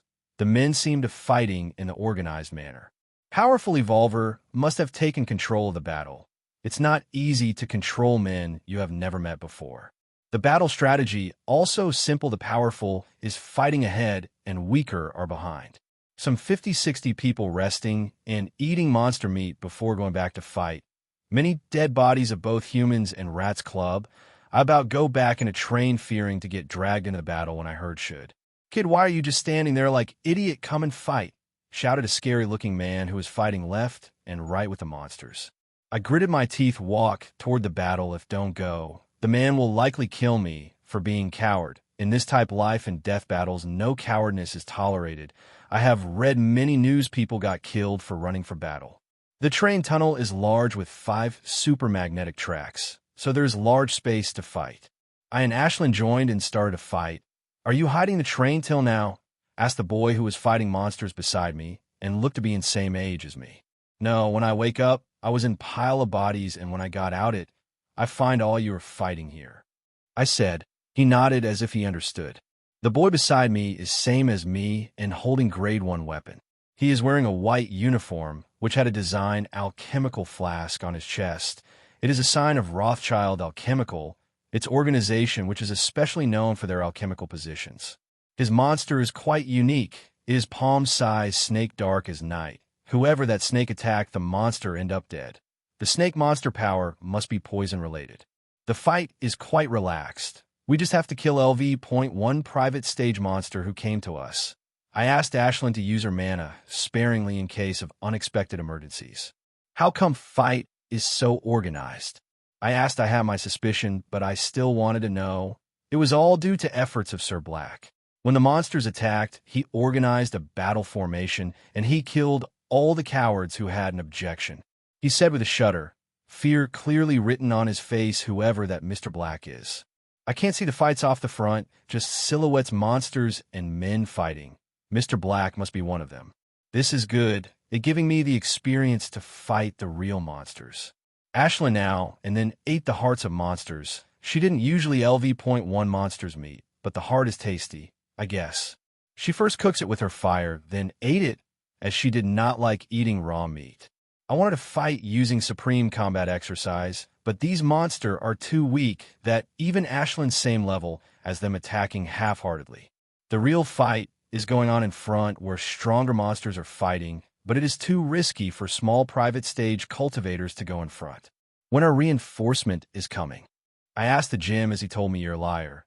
He came from a big organization and seemed to know many things. It will take more than a day. I startled hearing that I thought it will take 5 to 6 hours. There is monster horde attacking the West Blood City. So, the reinforcement probably came from the capital. He said. His expression also turned grave in the thought of reinforcement. Currently, we are fighting in a stalemate with the monsters. If some unexpected happens, we could all probably die. There is no fixed outcome when it comes to the monster. If in the form Mr. Black able to kill that giant rat, then it could all end in an hour, but from next to it is highly unlikely. He said that Mr. Black is Lieutenant Grade Powerhouse who holding back Captain Stage Acri Rat. There are higher chances of Mr. Black being defeated than the monster. An hour passed by as we talked and swung the sword to kill the monster that came. It is a quite relaxed fight, but the situation suddenly changed by the heart-churning cry. "Ah! Ah!" A loud cry rang out. We looked to see there is a big hole open near the center of the battlefield, and a monster started to pouring out from the hole. The unlucky man got eaten alive by the monsters. Another cry rang out from a different part of the battlefield. Holes started to open from the ground, and monsters started pouring in. Soon, a new hole opened near us, and monsters started to come out of it. "Fuck!" I cursed as LV. 3 private monsters come to attack us, clang. My sword barely able of injuring that monster. Instead, I got injured by the sharp nail on the leg. Ashlyn's fire also unable to do anything, and panic building inside me, as barely dodging monsters' attacks. I pour more mana into my sword, and it covered in silver fire. Summoning fire draining more mana than operating magical artifact, but it is also more lethal. Clang, clang, I attacked, but I countered with his claws. Ashlyn also attacked from behind by throwing a small fireball, but it barely able to affect the monster. As I am attacking and dodging, my eyes landed on Jim's. His condition is not that better than me. He is also struggling to even injure the monster. Even his little snake who used to kill LV.1 monster at the bite, but now its poison hardly seemed to work. Still, Jim seemed to be better conditioned than me. Clang, clang, clang. My sword and monster claws are countering each other, but I am still panicked as new holes are being opened by monsters. Shit, I said as another LV3 monster joined the fray that had put double pressure on us. Thank God Ashlyn is a bird. If she had been ground monster, she definitely got half injured. Ashlyn, don't get too close, just distract them from above. I said to, she got quite close to the monster, and Red Nail, rat monster, tried to swipe his nails at her.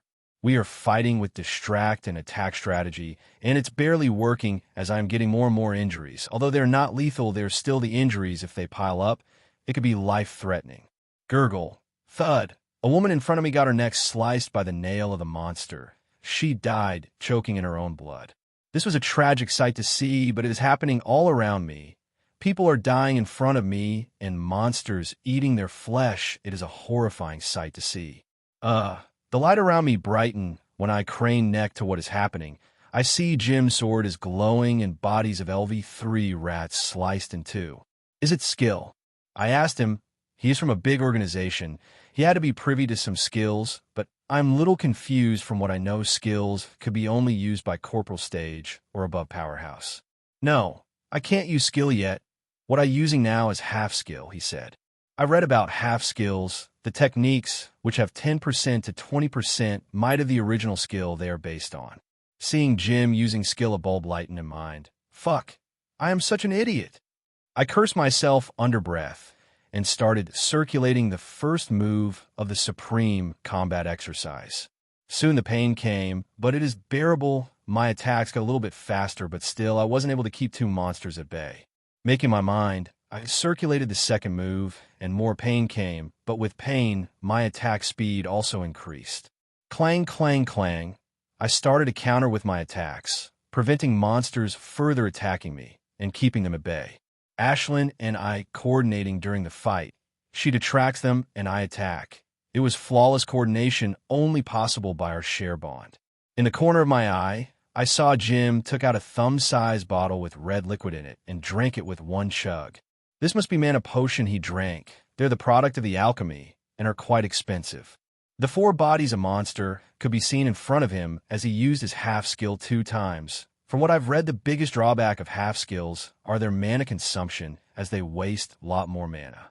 Only using it 2 times, Jim is nearly drained as he had to drink mana potion, but I have still 60% of my mana reserved. This isn't going anywhere when I think about the monsters in front of. Soon or later I will get tired, and these monsters will finish me in second. Gritting my teeth, I circulated my mana to the direction of the third movement of the exercise. The pain came. I was about to close my eyes in pain, but I stopped myself somehow and controlled my shaky sword. If I was in the home, I wouldn't be able to handle this pain, but here in life and death battlefield, I have to endure this pain to come out alive. There are many things I've left due, and most important, my unborn younger sibling. Thinking all those things, I endured the pain and started circulating fourth move of the exercise and endured the hellish pain that come with it. Slice, yes, I shouted when my sword hit the monster's fun, lightly injuring in the process. This is the first time I injured it. These monsters are 2 levels higher than me and had higher strain than Ashlyn, making them way stronger than me and Ashlyn. It was quite good that I am able to injure it. Thinking fourth move will not be enough to heavily injure them, much less kill them, I circulated 5th and 6th move of them exercise in succession. I clenched my teeth so hard that even my gums started to hurt.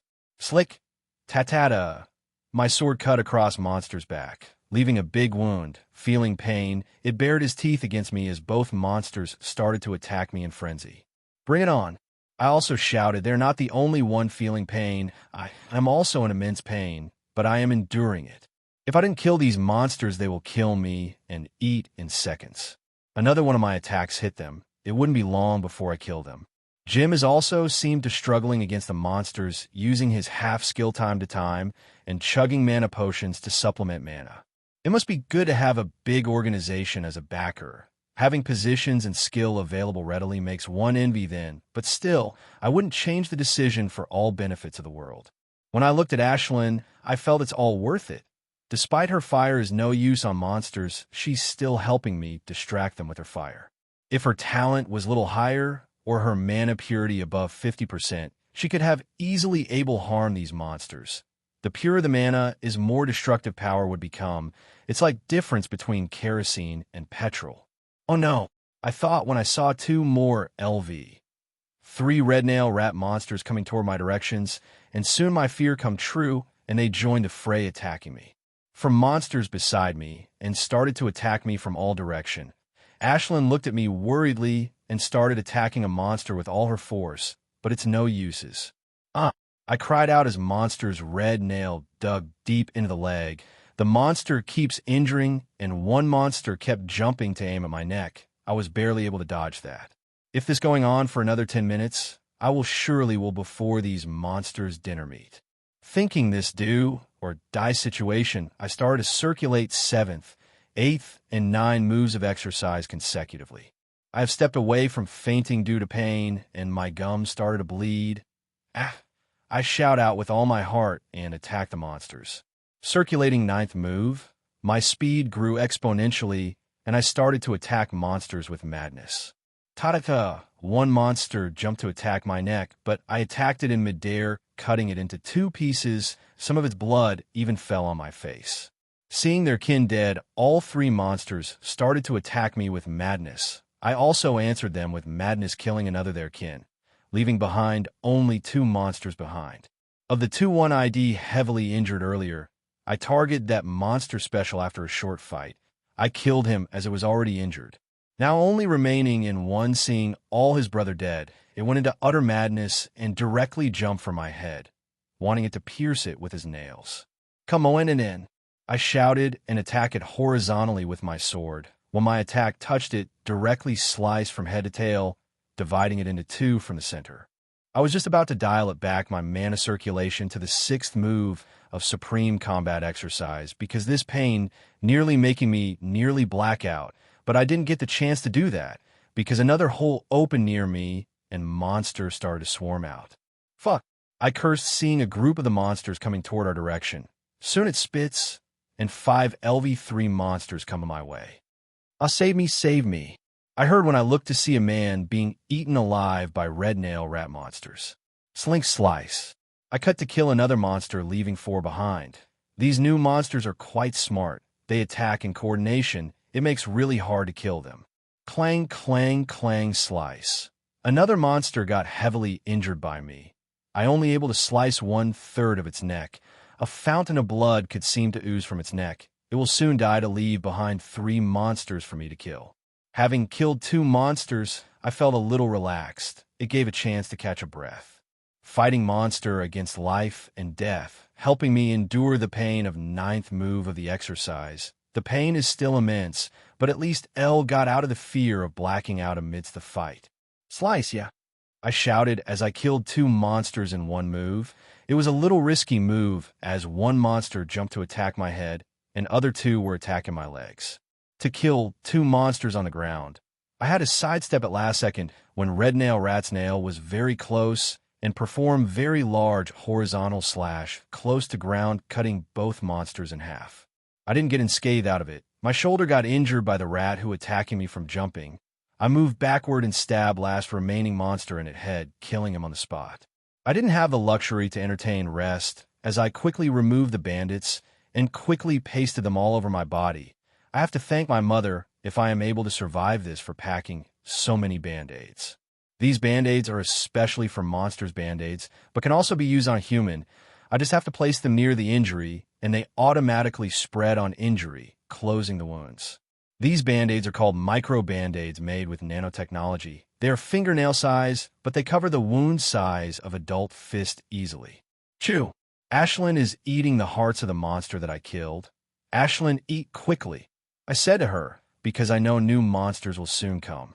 It looked like a long time fighting, but barely 3 hours passed since I started fighting, and it will take near day, at least for reinforcements to come. The situation looked bleak, but still, all people are fighting with all their heart. Ashlyn started cooking and eating the hearts of the... I really wonder sometimes how she able to digest all in her palm-sized body. The 5 hearts she just ate right now is size small child's fists. I have to do something about the mana. I am running out. I only have about 20% left. I don't have mana potions like Jim. The only option is to eat monster's meat, which is enriched with mana, but for human digesting they take time. I was about to pick out a monster heart from their bodies to eat when a group of 3 red nail rat attacked me. I barely dodged their attacks. Clang clang, as my sword and their nails touched, sparks flew out. I took back the silver fire, which was coating my sword to save mana, but it decreases offense a little. I kept circulating the 9, the move of the exercise, and didn't dare to circulate the 10th move, fearing to black out. Beep, a notification lighting on my holowatch, but I am not in the mood to read as I fighting. Fuck me, cursed Jim. This was the first time I heard him cursing when I looked to find him reading something on his holowatch while fighting monsters. What is it? I asked. To make Jim curse, this must be something important. Mr. Black informed that many low-level monsters will come from underground soon, and he won't able help us as he and other lieutenant stage powerhouses are holding back lieutenant-level monsters, Jim replied. My heart skipped hearing that new. Till now many holes were open and monster come out, but Mr. Black didn't want anyone, but this time he warned. This would mean only one thing: a large amount of monster will come soon. That means we probably have maximum half an hour before big lot monsters come.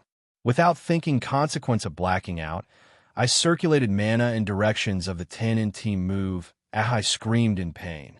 Even if I black out and fell unconscious, death await, and if I didn't try my all, the death is awaiting me similarly. Of the two choices, I would prefer dying while fighting. I circulated 11th and 12th move consecutively, without caring for consequences. The winds all over my body popped out, as they will burst any second. Slice, slock, slice. And within second, I was able to kill all of them, but my mana also reaches extremely low. Only 10% is remaining in central storage. Without resting, I dig out the heart of the monster and cooked it for 10 seconds with silver fire and ate it in one bite. I ate 7 hearts till I can't eat anymore. The taste of the hearts are not as disgusting as I thought it would be. In fact, they are quite tasty. I just hope they will be quick digested, but to my surprise, I digested them within minutes I ate them. I didn't understand at first, but then remembered. The information I read about the Supreme Combat Exercise, it said that circulating exercise will help to digest faster. The more moves I circulate, the faster my digestion would become, but I didn't have put much load on that. 20 minutes passed since I heard the notification. The monsters will come soon. As I killing any stray monster which comes in my way, I noticed my big mistake when I didn't feel any new mana which I should get from eating monster meat. I looked inside my mana world. Fuck, I am a fucking idiot. I curse myself when I forget the most important drawback of my refinement engine, that I will not able to any other mana except which stored in central storage of refinement engine. The mana my body absorb and mana I get from the monster meat will turn at mana cloud around the refinement engine. To use that mana, I have to absorb it into the engine to refine and store it into refinement engine. The large mana cloud already had surrounded the refinement engine. It was much time bigger than first mana cloud, which I had absorbed into refinement engine. The mana I got from eating monster meat is faint in color, obviously pure, that the mana my body absorbed from the surrounding. To know the purity of mana, I have to refine it first. Ashlyn comes, I said, and Ashlyn come inside me. I started to operate refinement engine to refine mana cloud while performing the 12th move of mana calculation engine. It put so much strain on my mind that 3 blood veins of my head cracked apart and blood started to trickle from it.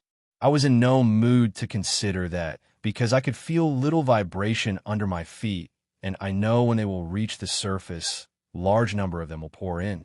Bang! Loud bang heard from the center of the battlefield as the ground started to cave in. Many people in that fell into a big hole. There is no need to think about their outcome. Ta-da-da-da-da! Sound could be heard from the ground, and soon wave after wave of black and red started to come out of the hole. I gripped my sword strongly as I waited for monsters to come. Wave after wave of monsters started to come out of the hole. I break into cold sweat seeing their huge numbers. I started to speed up my refinement. Another 2 veins popped up, but I don't care because I'm seeing hundreds of monsters coming in our directions. It's been 10 minutes. I've started refining mana, and central storage is only 17% is filled. This refining speed tripled my normal refining speed, but this time, it is too slow. I operated refinement engine without any fear, because I will need a hell lot of mana in the fight. I see little change in the event. I look to see it's Jim who has leveled up. Congratulations, I said, and he nodded with a serious face because of his eyes on the large group of monsters which coming toward us. Soon his monster comes out of him. There is little change in Black Snake despite leveling up. The only change in the monster is that its eyes become dark forest green. I am happy for him being leveling up because Jim would able to release some pressure off me in the fight. The large group of 200 some monster come running toward us. My back clearly got wet seeing this. Still, I grip my sword ready to attack. We will win. We will win. We will win. We will win. Voices rang across the whole battlefield. I don't know who shouted first, but soon all people started to shout. I also joined in and started shout. I feel me courage in this hopeless situation. H. I shouted as 10-something monster brave from the group come attacking toward me. I sliced my sword toward them. Every swing of the sword, if touched, will injure or kill a monster. The pressure is high as there are more than 10 monsters are attacking me. The veins are over my body is banging as bulging as I performing 3 most strenuous tasks simultaneously. I am operating refinement engine, circulating 12th move of supreme combat exercise, and also fighting monsters. My head is hurting so bad that I just want to hit it on the wall. Poochie, I stabbed one monster in the skull, directly killing him. Fuck. I said as monster's nail attacked my calf. Thank God. I dodged by the moment or my legs would have got seriously injured. These fucking monsters are seriously crafty. They're attacking me where I'm most soft. They left to let a chance go. Whenever they see my weakness, they attack. The injuries are piling up all over my body, and these fucking monsters not giving me moments rest to apply the band-aids. The most relaxed in our line of defense is Jim. His monster is back in a form, whichever that monster bite. Turns up dead at the moment, and monsters can't seem to track that black snake that it was so fast that only its shadow could be seen. Jim is fighting smart. His snake attacking the only those monster who got very close to Jim. Jim conserving his monster's energy, so it could be used in life and death situation. I don't have that luxury. I gave my all to kill this monsters as I don't have any trump card in hand. Slice. 2 masters fell to sword, but still many are remaining, and more will come if I didn't finish this monster quickly. I will get more than I could handle. My sword moved left to right, killing any monsters who came in its way, giving them no chance to retaliate. The numbers kept decreasing, but sometimes stray monster always joined, but making me feel more pressure. My mana had reached 70% in central storage and kept increasing. The mana I got from eating monsters' meat is purer that I refined, and it probably crossed 40% purity. Because of all these damn monsters, I can't even check the purity scale. Shit. I cursed as I got bitten by monsters. I have to quickly finish all these monsters before I am dead due to excessive blood loss. I can feel my body getting stronger by seconds. The veins which had started popped all over my body earlier now turned to normal, and I got the feeling that the first wounds that I received are already half healed. I directly circulate 13th, 14th, and 15th move of Supreme's combat exercise. Pack. Veins started to pop all over my body, and I even wanted blood due to pressure my body experience, but I didn't care. With little shaky, sword and vision distorted, I started to kill monsters all around me. Every swing of sword killed a monster. Their numbers kept decreasing. In 5 minutes, I nearly kill all of them, remaining only 2. Fuck shits, take this, I said as I killed 2 monsters with a swing of the sword, and there are no monsters left in front of me.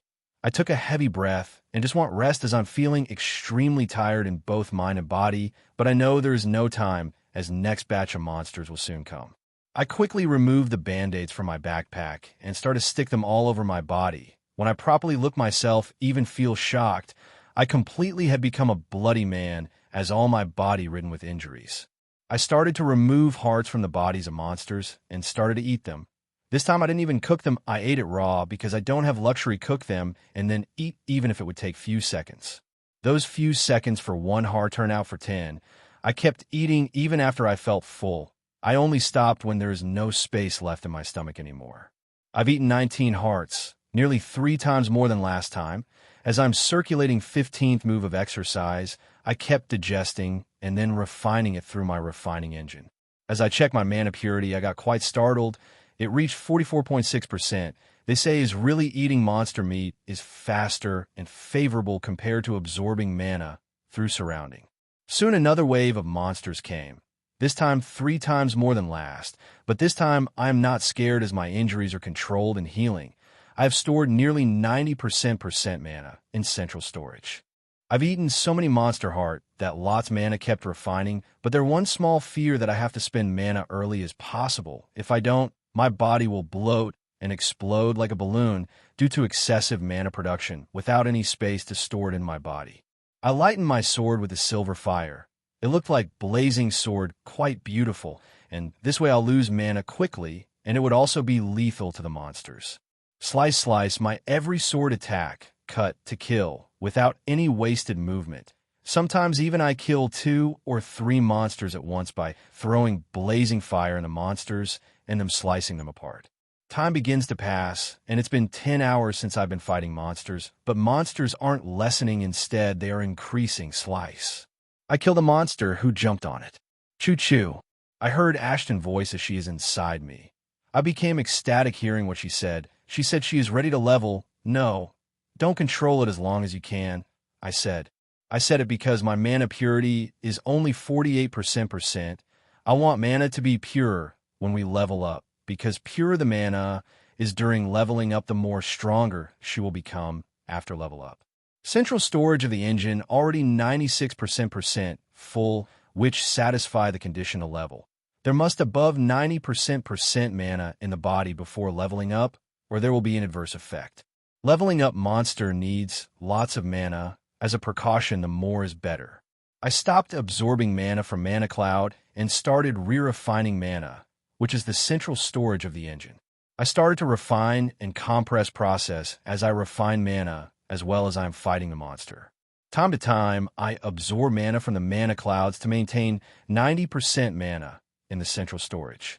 I kept re-refining the mana in the central storage till yesterday. I was only able to maintain only 2 rounds of re-refining, but now I am refining at my 14th cycle. As cycle get increased, so is purity. Time passed on. It's 5 hours since it re-refining mana and 15 hours since I'm fighting. I am feeling so tired. If I close my eyes for a second, I will fall asleep immediately, but I can't do that as I'm fighting more 20 monsters. If my focus even slips for seconds, they will eat me alive. Choo-choo. Ashlyn called saying she can't hold anymore. Okay, I said, and she let loose the Restine she has been holding on and started to level up. With her, I also started to level up. She is leveled up when mana purity at 59%, which impressive, better than my parents who leveled up at 41% and 43%. A warm current of energy started to flow into my body, healing my injuries little while making my body stronger. I can feel the silver fire I've inherited from her also becoming stronger. Leveling up did not take long. With 15 minutes, it's all over, but it became twice as a stringer. 2. Ashlyn come out of me with long cry, having her whole body covered in fire. Boom! A blast and out as collided with dance group of monsters, with that group having 10 or so monster. When fire cleared out, all monsters were dead, and Ashlyn sitting on the skull of the biggest monster with her held high. Choo, choo, she cried out proudly, displaying her achievement. Choo, choo, choo. Ashlyn stood on the skull of dead monster and cried out arrogantly with her head high after she leveled up. Her attack got stronger, especially due her mana purity has reached 59%. She really cooked all monsters alive. It is a good thing because I need a lot of hearts because I am completely drained. Ashlyn's leveling up taken more than 80% of my mana. Ashlyn, from now on attack only those who come me. I said, wildly killing monsters will not do. She has to conserve some mana when the need arises. Choo-choo. She despondently. She also wants to test her power on new targets. After killing all the monsters near me, I started to remove the hearts and started eating them before the next wave of monsters come. This time I also 20 hearts just like before, but this time chances of being bloating and exploding due to excessive mana is really because I leveled up and my getting stronger by second as I am circulating the 15th move of Supreme Combat Exercise. I started to absorb the Mana Cloud into the engine as I am running dangerously low on mana. I wouldn't take long in this life and death environment. In little over 1 hour, central storage will more than 80% will be filled. It's been 15 hours. I have been fighting the battle, In my whole life, I've never stayed this long while holding them. I am so tired if a pillow touched against my head, I will fall asleep standing. But I am shocked by some people's resistance who had been fighting without rest and has not changed in these people performance. I've asked him for the reason.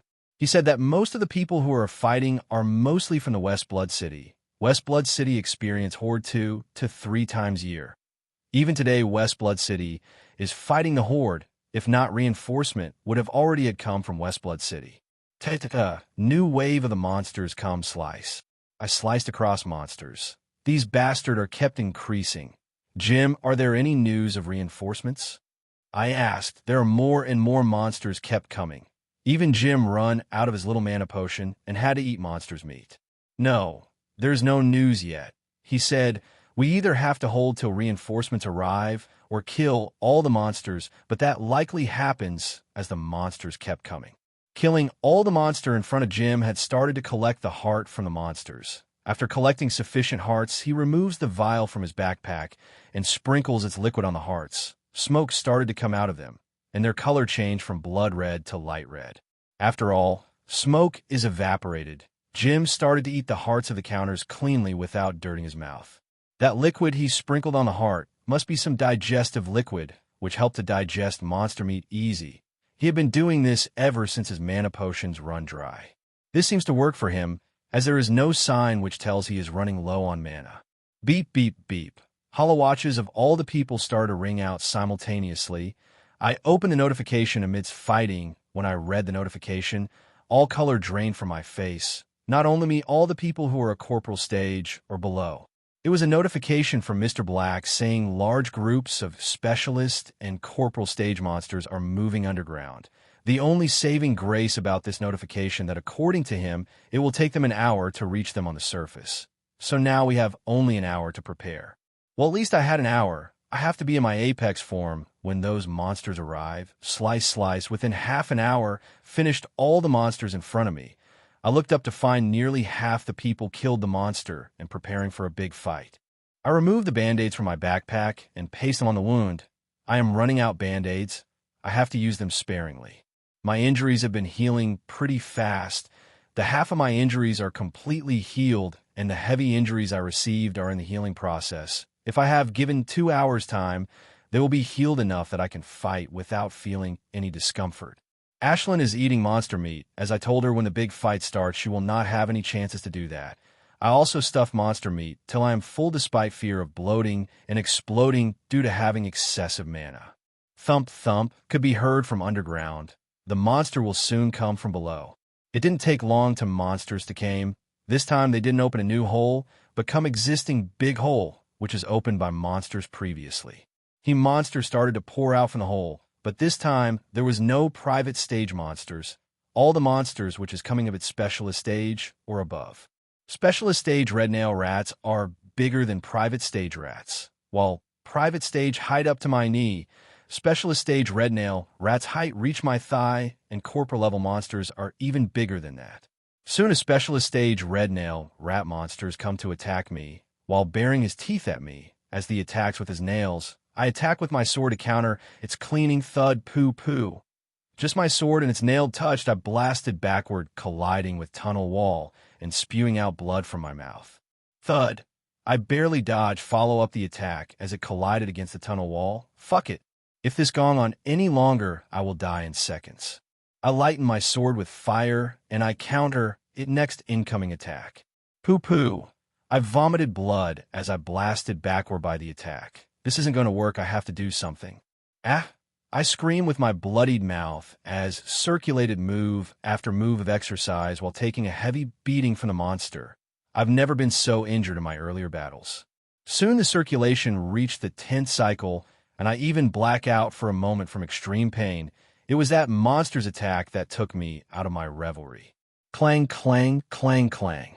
My sword and monster's nails met hundreds of times in the minutes. Even circulating the 20th move of Supreme Combat Exercise, I am barely able to hold it back. The power difference between stages is too great. Even at the 20th move of Exercise, I wasn't able to do anything. Many people are getting all around me, but many people are still fighting back, but not much longer. They're barely holding back their tiredness as they fighting back monsters. If some reinforcement or something didn't happen in few hours, all of us going to die. Just I always think a loud sound rang out in the tunnel. Reinforcement will come in 3 hours from West Blood City. We just have to hold on for 3 hours. A loud, serious voice rang out in the tunnel in clear-cut voice, but not many people believe it, as most of the people thought it faux, to inspire them to fight. Beep. But soon notification arrived from West Blood City itself. They must have deal with Horde to send reinforcement to us. That notification from West Blood City rekindled the flame of courage in the people's heart, and they started to fight to give their all. Fuck. I cursed as monster left a deep gash on my thigh.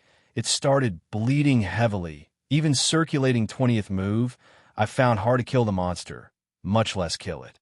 Greeting my teeth, I circulated 21th, 22nd, and 23rd moves of exercise, fighting unconscious, keep myself fighting, pierce, take that you fucker. I said as I pierced the monster's stomach, clang clang. It is not dead as we keep fighting, but it will as I hit its vital spot on his stomach. Poochie. My sword pierced its EY, directly killing it. I didn't have much to Kidmu injuries as Ashlyn fighting another monster. She half injured it, but it is very difficult for her to kill it due to their level difference. I also joined fight with her to kill that monster. It didn't take us long till we killed it within 20 minutes. Barely 45 minutes pass since the announcement of reinforcement, but there are more than 2 hours remaining for their arrival. I quickly remove all the band-aids and paste them on my injuries. I sighed as all my bandages are used, nothing left. If I got injured again, I don't know what I will do. I open the chest of monster and remove its heart out, taking my finger inside the heart and remove finger-sized crystal. It mana crystal a monster, which the only specialist and the above monster could produce. I removed the second mana crystal from another monster and pocketed them. Ashlyn and I eat heat of specialist monster as we have only half her mana left. Come to Ashlyn. I said, she integrated inside me. We have to refine mana quickly as next group of monsters will soon come. Micheal, little help here? I heard his C. Jim was fighting 3 monsters alone and nearly at the death's door. I rushed there to help me as he did to me when I surrounded by monsters earlier. I got them and help him kill the monsters. Only 2 hours before reinforcements arrive, said Jim as he applied ointment on his wound. After applying his ailment, he ate the monster meat of specialist grade for mana recovery. Yes, only 2 hours. I repeated, and soon we again started to kill the monsters as they came. Only 2 hours till reinforcements arrive. I have to hold on till then. Clang, clang, clang. I am fighting 2 monsters simultaneously, and Ashlyn also holding back another one. I have been fighting 18 to 19 hours, and it's taking a heavy toll both on my body and mind. The only thing kept me going is the thought of reinforcement, which said to arrive in 2 hours. I'm scared for my life. I am scared that a big group of powerful monsters will swarm in before reinforcement. I have many dreams, and most important, I haven't seen my younger sibling yet. Slick. I injure monster on its leg, but not able to kill it. Being at the specialist stage, they are more intelligent than private stage monster and can use better teamwork. Poochie. Fuck yeah. I shout out as I pierce the head of the monster, effectively killing it. Seeing their partner dead monsters went to mad and started to attack me in frenzy, it is little hard to counter their frenzied speed as I kept getting injured now and then. Sparks fly as monsters' nails and my sword collides, countering each other offenses. Slice clang damn. I cursed as I failed to kill that monster, just injuring slightly. That monster would have been dead if not for other monster stopped my attack with its nails. You fuckers are really egging me, I said in attack to match their frenzy. Sech. I sucked a deep breath as Red Nail Rat's nail dug deep into my thigh, but there's not time mulling over this as I have monsters to kill. The circulating 23rd move of Supreme Combat Exercise, my body's heading ability increased a lot. Now whatever injury I receive, it will clot in minutes, preventing excessive blood loss. Katchak. Yeah, I shouted as I cleanly decapitated the monster, leaving behind only one monster to kill. It would take longer to finish it. Gripping my sword, I start to attack the last monster. I want to quickly kill this bastard to provide help to Ashlyn. She was fighting another specialist stage monster all by herself. Thud. The monster blasted apart by me and hit the tunnel wall. I followed behind it quickly, but that slippery bastard quickly got up and countered my attack with its nails. It will not alive for much time. Clang slice on. I got little startled as monster cut half by me. I thought the monster will counter my move, but it missed, and my flaming sword cleanly cut through its middle. Not wasting any more time, sneakily walked toward Ashlyn, who was having a tough time against her opponents. I want to sneak attack on that monster and kill it in a single attack. I asked Ashlyn to use a big fireball to distract it. She did what I asked her. She summoned the silver fireball of her size and threw it at the monster. Boom! Small boom rang out, as smoke was just clearing. Poochie. I sneakily got behind it and stabbed it on its skull, killing it one shot. I sigh looking at my injuries, although they are not fatal, but they not harmless if got piled up too quickly, they could be life-threatening. I can't do anything about my injuries except quickly remove my clothes from my backpack and tear them to strips to use them as a bandage. I would have asked Jim for his ointment, but he used it all. The trick using cloths as a bandage. I learned from him as he was doing that. I quickly removed the fingernail-sized monster cores from its heart. These monster cores are really expensive in markets. They're used in alchemy, magical weapons, and fuel for the various machines. They can also be eaten by monsters, but they had to eat in small quantities. It will take 10 days for Ashlyn to finish it completely. The monster core contains extremely concentrated mana, and the nature of mana is very berserk in nature. If Ashlyn ate it whole monster core now, she will explode in less than an hour. That's how berserk monster core's nature is. After counting 4 monster cores I've collected now, I got a total 7 total. This fortune for me. I even wish it for a second that more monsters would come so that I can get more monsters core out of them. Shit. Why? I said as I saw 6 specialist stage monsters coming toward me. I just had jokingly wished that more monster would come so I could collect more cores, but now my wish come true. There's 6 monsters are coming toward me. Ashlyn, do you mind handling 2 monsters? I said, if Ashlyn would have been surface monster, I also lately would never ask her to do that. But she is bird-type monsters. As long as she didn't get too close to them, she will be fine. Red nail rats are one of most weaker species who have no long range or projectile attacks. Their strength lies in their large numbers. Clang, clang, clang. I started a fight with 5 monsters. I have become an automated machine in this hour of fighting. I just swing sword whenever I find a weakness in monster's posture. People all over me fighting with a monster with all their heart. Some people even kept projection of clock activated on their holowatch to see time as they were waiting for the reinforcements. Gotcha! I killed last of the 6th monster by decapitating. To kill these 6 monsters, I had to pay a hefty price. My whole body had ridden with injuries. I quickly collected all the monster cores from monster bodies and started to bandage my injuries using my cloth strips. I looked my watch to see only 40 minutes till reinforcement comes. Maximum, they will take 1 hour. The notification came from the West Blood City, said that reinforcement is coming using flying magical artifact, which is many times faster than the train. So, they should be able to arrive in time. Gasp totems! I shouted, not only I, but Jim was also shouted, seeing 5 beams lights of different color projected in the sky. Distinct forms of a sword saber, but shields could also be seen inside them. Their totems. One can create their totems after reaching the lieutenant stage. They could be any form of sword, armor, monster, what you desire. Totems can be used as direct weapons, or can also be an argument in the weapons to fight. Totems can increase its user fighting power to a whole new level. But to create a totem, one's mana purity have to be above 70% or above. 5 beams light. There seemed 5 people that brought out their totems. People only brought out their totems when they are serious, because to use totems takes a lot of mana. Ta-da-ta! There are 2 monsters coming toward me. I relaxed at first, but then I noticed the size seemed bigger than normal LV. 1 specialist gate monsters. Fuck! I said slowly, I know what is coming. These 2 monsters may be LV 2 or LV 3 of specialist grade. I started circulated 24th move of supreme combat exercise. I tried earlier, but feeling 10 times more pain than 23rd move I backed down, but now I have no option. Gritting my teeth, I fully circulated 24 the move and completed the first set of supreme combat exercise. I attacked the monster who came in front of me. Clang thud, poo poo poo. I blasted backward and started vomiting blood.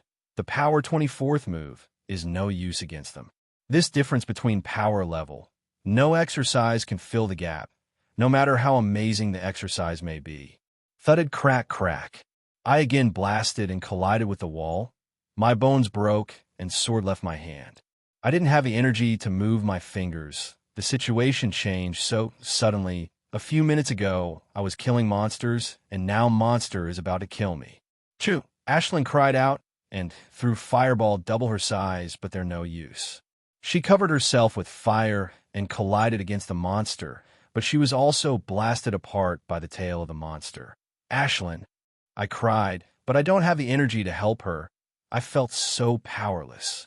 The monsters had come close to me and attacked me, aiming for my head. I didn't close my eyes, but look at sharp nails coming toward my head to take my life. Thud! Suddenly purple light flashed, and the monster fell flat without completing his attack.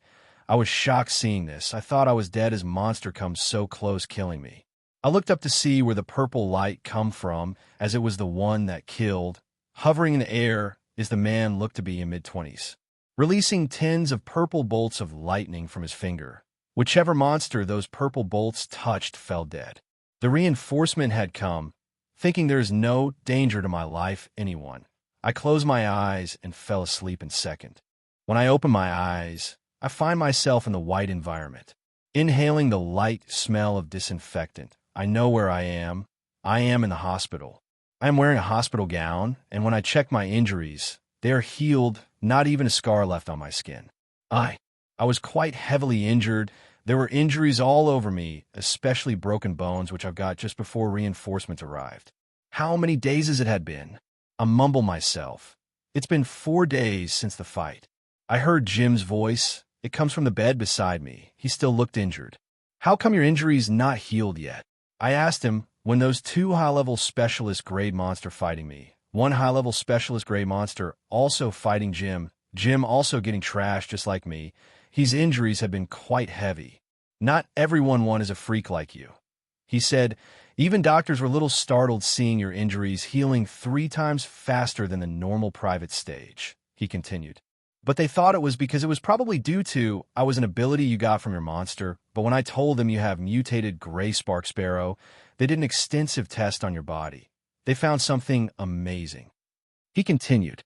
You are practicing that devil's exercise, don't you? He asked. I didn't understand what he means by devil's exercise, but then it dawned on me that he probably referring to the supreme combat exercise.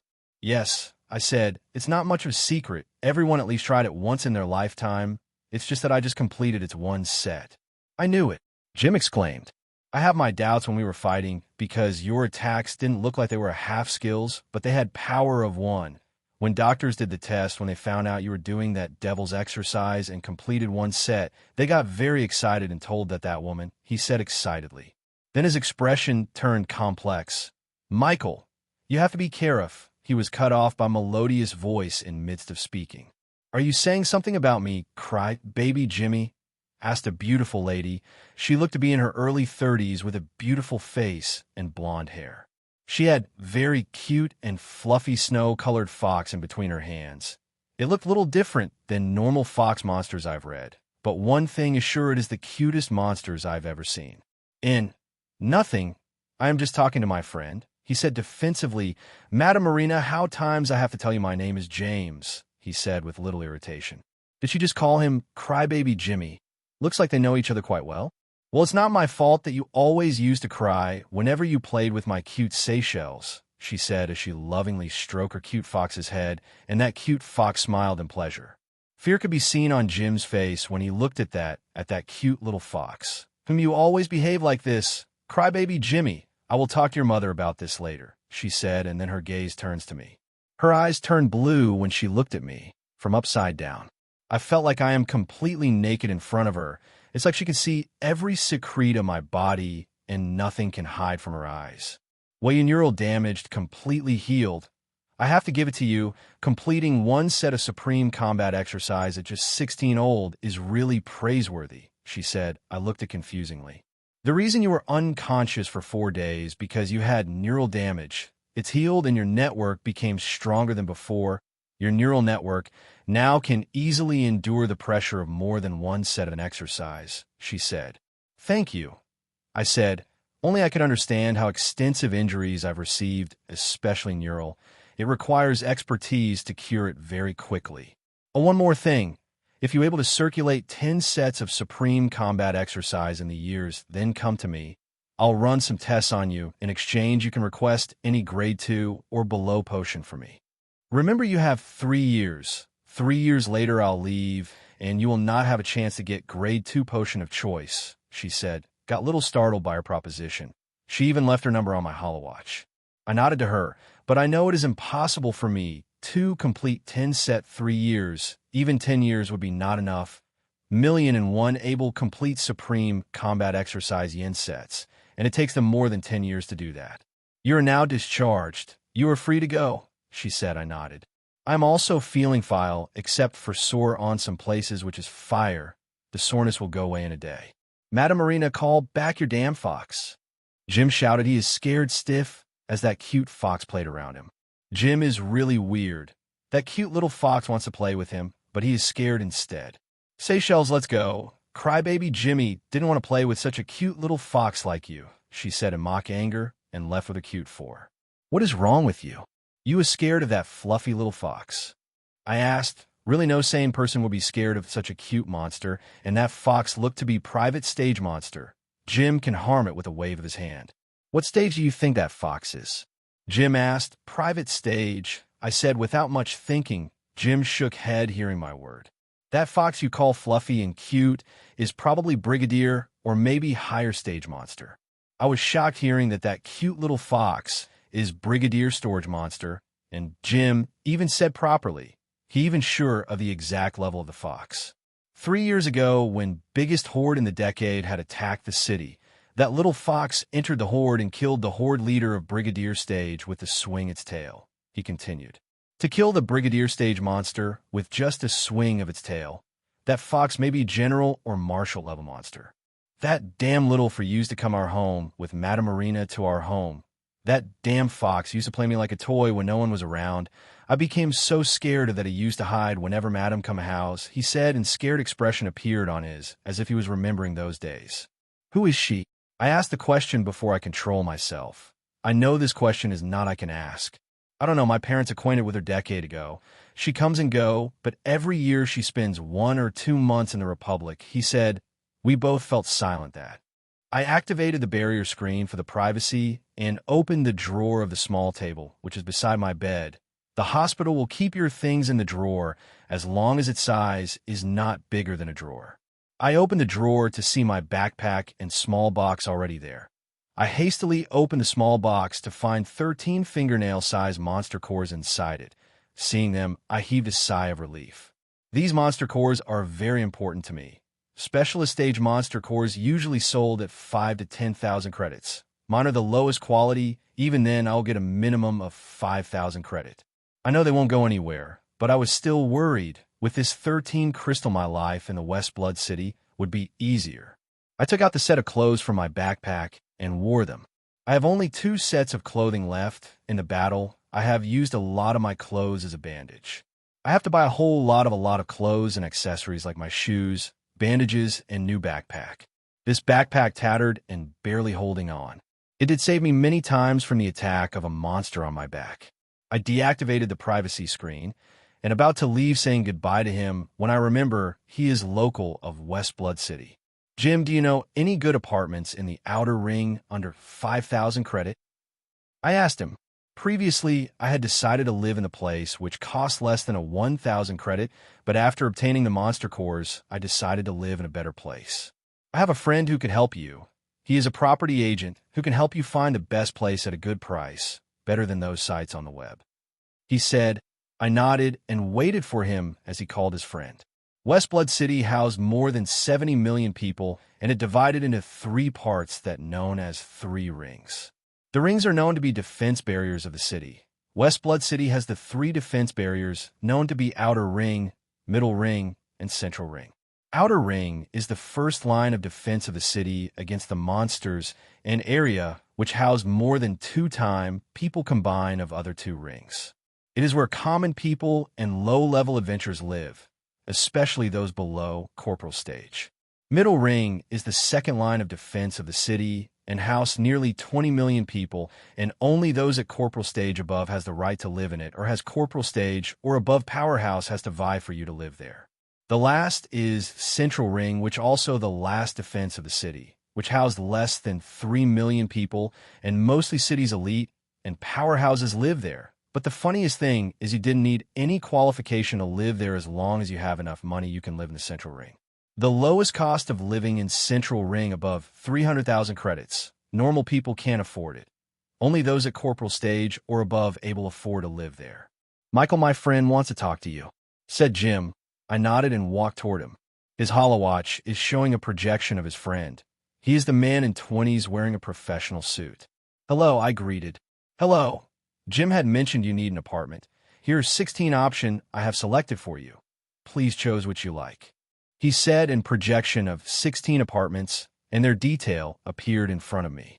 I started to view all 16 apartments he had given me. There's no need to check them personally, as it is reality projection. All the apartments he had shown me are studio apartments, which costs 4,000 to 10,000 credit. All buildings which apartments are had offered food court for both humans and monsters, training facilities, etc., after paying a certain price.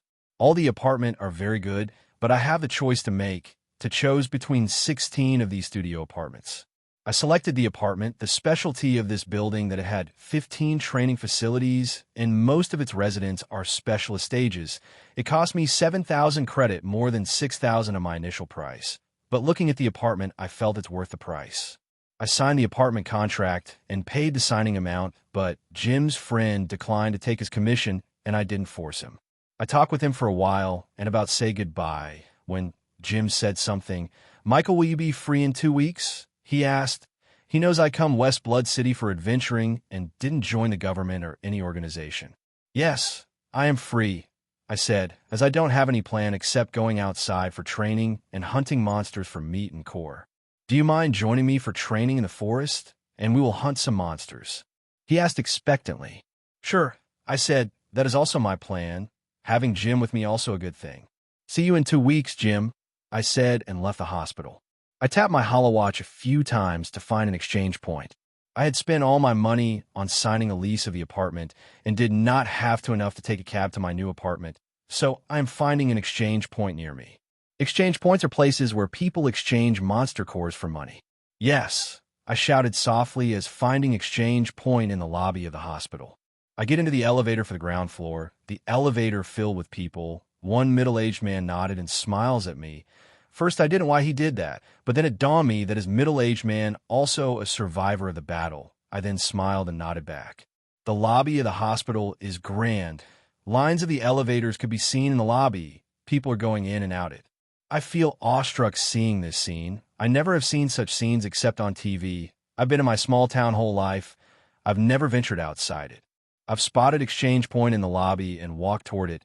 I strode inside the exchange point. Inside is machine half my size. I put 10 monster cores into the machine. Soon it scanned it and shown the price it estimated of monster cores. I accepted the price. Beep. A minute later, amount transferred to my account. A total of 51,000 credit. I exit out of the exchange with a bright smile on my face. I ordered the hover car through my holowatch. It didn't take it long to arrive. I quickly took a sit in the back, drive slowest as possible. I commanded the car. It is a fully automatic laced with voice command. It will do as it rider required as long as commanded. Car speed slowed down as it possibly could according to the rule. At normal speed, it would have taken the car to 1 hour to reach my new apartment, but now I order it to slow down. It would take little less than 2 hours. I have ordered it to slow down to see the scenery of the city. The hospital is at the outer ring of the city. What I'm seeing now is only scenery of the outer ring. I wonder how middle and central ring would. I will sightsee it when I have enough time. West Blood City looked majestic as it's seen on the web, with gigantic skyscrapers filling the sky, so it's crowded streets, and I can see gigantic barrier made of force field, An immense amount of energy must need to run that barrier. The city has life in it itself that kept people going. It is completely different from the small town I've come from, where only peace and tranquility and occasionally have some excitement. Chew, I felt, and Ashlyn comes out of me. Chew, chew, chew, she called out. She is saying she's feeling hungry. She is inside me for 4 days resting. She also got injured and was fatigued due to constant fighting, but after resting, she is now feeling really hungry. I removed the packet of specialist-grade monster food and give it to her. She started eating quickly and finished within minutes. Chew, she called out again for more food as she was still feeling hungry. I was startled, but then understand after she leveled up her diet also had increased. I took out another packet and give it to her. I have to admit Ashlyn is a glutton. What she is now eating is her parents' death or the whole grade above her, but she who is a whole grade below is eating their diet. After eating, she flew on my shoulder to watch the scenery of the outside. I have come to the West Blood City with no plan, but one dream, that I have to reach Master Stage minimum in 5 years, 1 grade for each year, to participate in the League of Heroes. Now that I reached the West Blood City, I am 1 step closer to reaching my dream. I just have to fight and progress. As long as never stops fighting, you will never stop progressing. Soon we reach the building where my apartment has. The building has 67-story tall, has 15 training facilities and 5 swimming pool, 3 cafeterias, and garden on the roof to relax. All the apartments in the building are studio apartments. This building's specially designed for the adventurers to live. Most adventurers do not need large space. What they need is good training facilities for them to train and good cafeteria, which have good, and some facilities of entertainment. As long as these things a building could provide these, they will choose that place to live. I got out of the car and walked into the apartment building. The lobby was medium size, not as a grand hospital. And left has a reception desk, which an old lady sitting on it. On the right had waiting seats, and in the front had an elevator. I directly walked to the elevator and flashed my holowatch to the screen. After signing the lease, I got the command key of the apartment. My apartment is on the 32nd floor. In a minute, I reach my floor in a minute and walk to the number 16 door. My apartment's door opened as flashed my holowatch on it. Gasp! I let out a gasp as I saw my apartment's inside. It is not big. It has a single room of 25 sq/feet, but it is fully furnished. It is everything one needs from a kitchen, refrigeration cube for storing and preserving food, washing machine for washing clothes, a wardrobe spacious enough to 10 sets of clothes and accessories, and last a bed, which 2 people can comfortably sleep. It is evening, but I'm already feeling tired. In the hospital, I was unconscious while my body was healing injuries. Technically, I hadn't taken a rest. But before sleeping, I should eat something, as I hadn't eaten for 4 days. I took out some homemade food, which my mother had forcefully packed in my backpack. My eyes moisture when I thought about my parents. My parents had called me when I fighting the battle. I had sent a quick text saying I was participating in the exam to enter an organization and will be a busy whole week, and that I will call them in a week. I will call them 2 days later and have a good talk with them. If I called early, they will suspect something and worry for nothing. Tomorrow I have a lot to do. I shop for new clothes and things I need when I go out and adventuring and sign up for a building training facility. I fell asleep as soon as my head touched the pillow. When I woke it already morning, Ashlyn is still sleeping on my chest. I did not disturb her and let her sleep. I opened news feed for news. There's nothing new about the news, and there's just a small article about the train accident that happened 5 days ago. Chew. Ashlyn woke up groggily. Good morning, Ashlyn, I said, and pet her for a while. I freshen up and take a long bath. The hospital's robots must have cleaned me, as I didn't see any dirt and blood on my body. Still, I scrub every inch of my body with soap.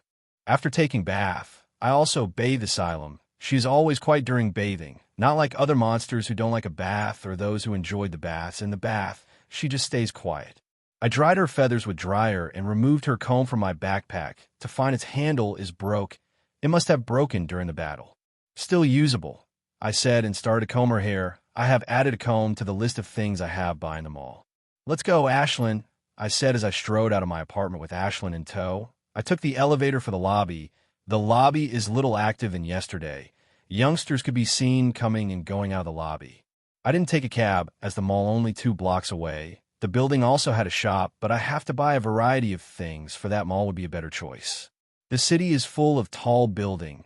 You will find barely any building which is smaller than 10 stories. West Blood City is built in the boundary of one of the most dangerous forests in a republic. Space is the luxury here. Manors and villas are very rare in the outer ring. Can only see them in the middle ring and the central ring. I see many people walking on the streets, some alone, while some with their monsters. People could be seen riding on there from the ground, and in the air, it spotted tens of big birds who were flying with their partners, and people riding many monsters on the road. North this place, where more than 90% people had low-class monsters. It is especially bad when Kevin's father was about run for mayor's election. His father face is become so red that if they were alone, his father would have beat the shit out of him. Seeing about silence, Kevin looked around to find everyone is looking at him, and even his father's face looked like he was about to beat him. Looking everyone's faces, he realized what he said, and his face became distorted like he had eaten a shit. Michael, I am sorry. I didn't mean it that way. It's just seeing Billy hurt, I lost my tongue. He said, the damage is done. The apology not going to solve anything. The people are not idiots. They have seen what Monkey did to other people monsters when they complained. He rebuked to them, and now his monster got hit. He insults the people's monster being low class. They didn't expect this, especially from town sheriff's son. It's okay. I said, I didn't want to say anything to him, but him being a sheriff's son and sheriff known for his pettiness, I had to say something to forgive him, so that sheriff won't make things difficult. Don't worry, I'll ask my father to look out for your family, Ellen said, sensing my worries. I relaxed after hearing her. The mall has total 18 floors and sells everything from magical artifacts to home appliances. This is my first time to enter the mall. It is big as I expected, a line with various brand storefront. I first walk into the clothing section. I am in really needs of cloths, both everywhere and for adventuring. I chose the cloths which are currently in fashion. The adventuring and training suits really cost me a pretty penny, and not only clothes, I also brought all the accessories as well, such shoes, gloves, etc. After selecting clothes, I walked toward the adventuring department, from which I brought necessary things which are required for adventuring outside, such as backpack, camps, and preservation boxes, which require to store the monster's material. The preservation boxes are really special. They are just thumb size, but they can expand to the size of the half-meter cube. Now I have to buy the most important things, that are potions and medical supplies, which are on the 13th floor. When I enter the floor potions section, I am quite enthralled by glittery bottles of the potions. There are hundreds of types of them, if not thousands. I have never much read about the potions on the web, but when I saw the price, these thumb-size colorful bottles, I so shocked that I nearly fall flat on my ass. The average price of this bottle is 10,000 credit. The potion with the lowest price costs 3,500 credit, and that potion is grade 1 low-level mana supplement potion, or simply known as mana potion, which used by LV.1 private grade evolvers. This is the potion which Jim drank during the battle to supplement his dried mana. This also the potion I came here for. Just that the potion I brought is grade 1 mid-level potion, which costs 6,000 credit. I brought 3 of them, costing me 18,000 credit.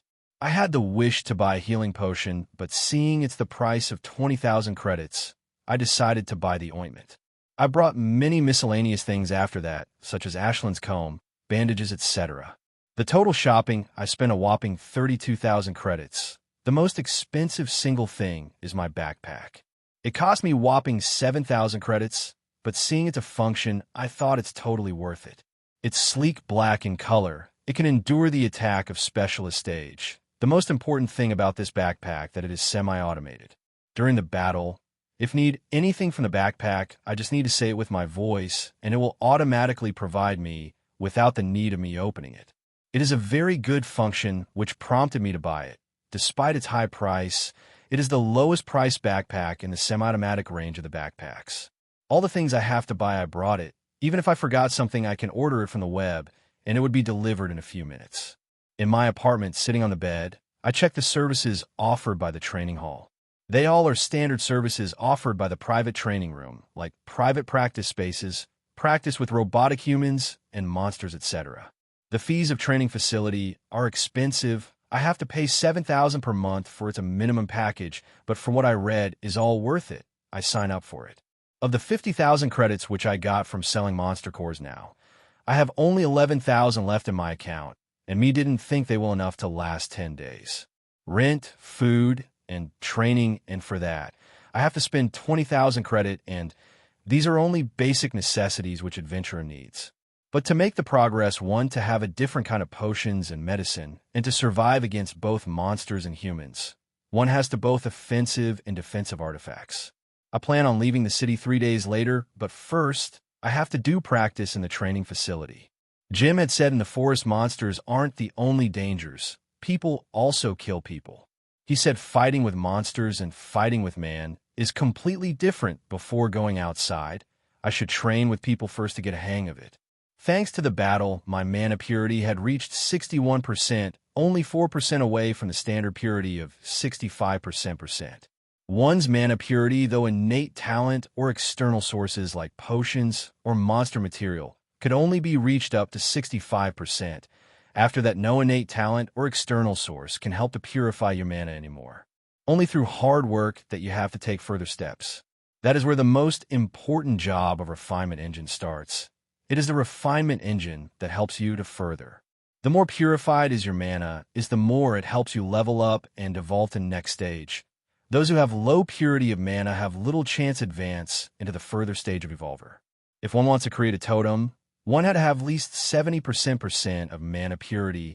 Higher the purity, is stronger the totem would be. Many people wait for tens of years to level up to Lieutenant stage to purify mana because of they only one chance to create a totem. Central storage of my Refinement Engine full. Now I just have to re-refine my mana for more purity. I sat on the lotus position on the mattress front of my bed and started to re-refining my mana. The whole process is dull and boring. I have moved mana from the central storage to refinement section, and the refinement mana then goes to condensation and then back to central storage. Before the battle, I barely able to refine my mana more than an hour, but now I have done it for 3 hours and I didn't feel much tired. It's like in the battle my state of mind had a big change, and I want to test that theory by practicing supreme combat exercise. The apartment too small to perform any exercise. If I perform the exercise here, I will probably break half the apartment. I will have to go to the training facility. I change into new white training suit that I have just brought especially to wear in the training facility. Ashlyn, will you stay in the apartment or integrate into me? I asked her as in the training facility, the monsters are not allowed. Chew! She cried out in an angry manner and integrate into me. I laugh seeing her antics. Still, she can see everything that I am seeing when she is integrated inside me. Beep. I heard notification on my watch when I am walking toward the elevator. I open to see what it is about. It's from the building administration. It is saying that they have invited Sergeant Stage Evolver to give guidance lecture. I was said in apartment info that every month they invite someone to give guidance lecture about the magic practice. Being curious, I also decided to attend. It is only an hour lecture and starts in 10 minutes. There is nothing to lose, even if it's a boring lecture. It's the only hour that I will waste. When I arrived at the training facility, there were already near 300 people waiting in there and had space for another 600. The training facility takes the whole floor, so there is enough space for 1,000 people to stand. The people kept coming. Soon the hall filled with 500-something people. The guest speaker hadn't arrived, but I have come to know his details from the people. This time they had invited a master stage revolver to give guidance.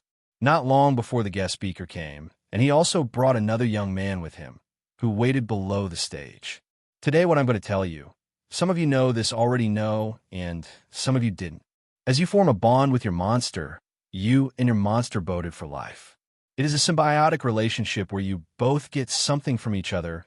Monsters get intellect and faster progress, and you get its powers, he said. What is saying is common knowledge. After forming a bond with the Ashlyn, her intelligence had increased due to our telepathic and emotional bond with her, and I got her powers. Your monster level up, and you also level up with it, but when you advance in specialist stage, dynamics change a little. In private stage, you advance also as you put little efforts and give it little time, you will advance in specialist stage. The specialist stage is where real practice starts. In specialist stage, if you have to level up, you have to satisfy several conditions first. Many of you, those in specialist stage, must know this and had access to know this information on the web, but private stage don't have access to this information. He continued, I am little intrigued about conditions he mentioned that specialist grade evolvers have to satisfy. In specialist grade, your monster form core of mana, which makes him many times stronger than private stage monster, but this is also becoming a problem for you. He said, now I am curious about what he is saying. After leveling up to specialist stage, your power also increased many times than you were private stage, and that became problematic. You sometimes feel pain or soreness or has little difficulty in accessing mana from your mana world. He is saying a lot of people look bored. They must know about these things he is speaking about. That happened because your body isn't strong enough. Your magic veins who carry mana, every part of your body, are not wide and strong enough to carry out mana, and that's where real expense of adventuring life starts. To solve these problems, we have to buy various expensive potions to make our body and mana veins stronger, and those who can't afford to buy potions and to take medicine to counter this problem, he said. I am shocked hearing this. I have seen my parents and many people eat medicine, and I grew up with the thought that everybody eats it in specialist grade. Today, what I'm going to tell you, potions and potions cocktail that is used during my practice. He said, and started to say names of many potions and their names and names of potion cocktails which he used in the practice. Half the names of these positions and position cocktails I've seen in them all. People only started to listen to him carefully when he started potions. The man seems to be very enthusiastic when he speaks about positions. Either he is an alchemist or he must have drunk many potions in his life. I started to sweat just thinking about the money I have to spend buying potions when I reach specialist stage and above. One had to buy hundreds of thousand credit worth potions. When they're specialist stage alone and millions in corporal stage, a number would go up as he kept leveling up the grades. He is quite a good speaker also. From him, I've come to understand why all people are so excited in the name of joining an organization or government. He said, and government and organizations have their own specially crafted positions which suit their members. As long as their members progress, they provide everything to their members. He spoke so long without care for the time. It already passed 1 hour, and his friend in the corner looked bored as he doing nothing. I will tell you a secret that everyone knows, but today Eve brought miracle in front of you, he said as he waved his hand toward his young friend who looked angry as he knows his friend going to say something about him. This is my nephew John, and he is a very hardworking. He had completed 7 sets of the Supreme Combat Exercise without using those machines, and you will be shocked to know he didn't spend any money on the potions except for common mana supplement potions. He said he faced filled with pride when he said that, but his nephew looked a little angry. Everyone in the hall had shocked faces when they heard his friend completed the 7 sets of the Supreme Combat Exercise. It is a very, very painful exercise. If not for my life and death in the battle, I don't think I've ever able to complete 1 set of it. I still shudder whenever I think about the pain I felt when I circulated 24th cycle. I was really painful. It felt like a death every second. He mentioned some machine. I have to ask someone about it later. His body and mana veins are way stronger than us potion drinkers. As long he able to complete the 10 sets of the exercise, he didn't have to drink 1 drop of potion, and his body will be more than ready to bear magic of Lieutenant Grade Monster, he said after saying this. His angry friend forcefully dragged him out of the training hall. Mr. Mason left hall rather smiling eberizingly. We all laughed, seeing Mr. Mason's condition after he left the training hall. Some idiots being overexcited started to practice exercise then and there, but cried out loudly at first cycle, ha ha. All the youths laugh after seeing this. Do you know what machines Mr. Mason mentioned which help in practicing exercise? I asked the pretty girl beside me who looked to be in her early 20s. Forget it about using them. Only government and big organizations has them, she said curtly. I felt little disappointed hearing them. Do you know how they work? I asked her again despite hearing her curt reply earlier. They numb the pain of the exercise somehow, she said. This time she answered without any curt tone, as if feeling my genuine curiosity. She walks into one of the private training rooms, and the door automatically closed behind her. There are many private training rooms in the training hall, and there are also open fields and ring. All the fighting trading floors have their specialty. One is free to choose whichever floor he wants to train. Many people of both private and specialist grade could be seen fighting in the rings. If one had found a partner to fight, he'd just have to stand in and challenges would come automatically. If fights are gone to the life-threatening level, then building AI. First we'll give a warning, and if they didn't listen, it will automatically fire grade 1 gun, which filled with a heavy dose tranquilizer dart that can even knock out Corporal Stage Warrior for the day. I first decided to train with a humanoid robot, which said to be more powerful with the same level evolved. I went into the private training room and stand in the center of it and take a deep breath. I decided to practice supreme combat exercise first. I started to move my arm in a simple fashion and started to circulate the first move of the exercise. Soon pain hit me, but it's bearable. I continue moving my arm, started to circulate second, third, fourth, fifth, and sixth. At the sixth move, I started to feel strain. Still, I continued to circulate moves of the exercise.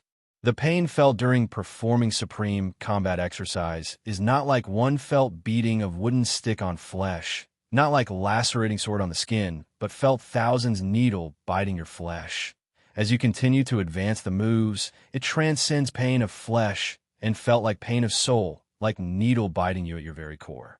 When I reach a circulation of the 15th move, I slow down a little and continue circulating the 15th move. At 15 moves, I started to feel the real, soul-wrenching pain, but still I continue to advance after taking little rest. Practicing supreme combat exercise is like climbing a steep mountain. Once you reach the top and wanted to do the second time, it will have the same danger of falling, but it will become familiar and easier. As long as you kept concocting new footprints, you can still find it easier to reach it a second time. After reaching the 20th cycle, I kept going forward because I know once I stopped, I will not able to move forward. Fuck, I said though my gritted teeth, as I can't able to circulate the 23rd move. However much I try, but I wasn't able to move forward. It's like a gigantic wall of pain is blocking my advancing. Now, this is the time to test my theory. I started to operate my refinement engine while circulating the 23rd move of the supreme combat exercise. I screamed through my gritted teeth. I'm feeling the immense pain. I felt like my head would if this keeps going on, but I still continued. I started to get the hang of the pain after some time.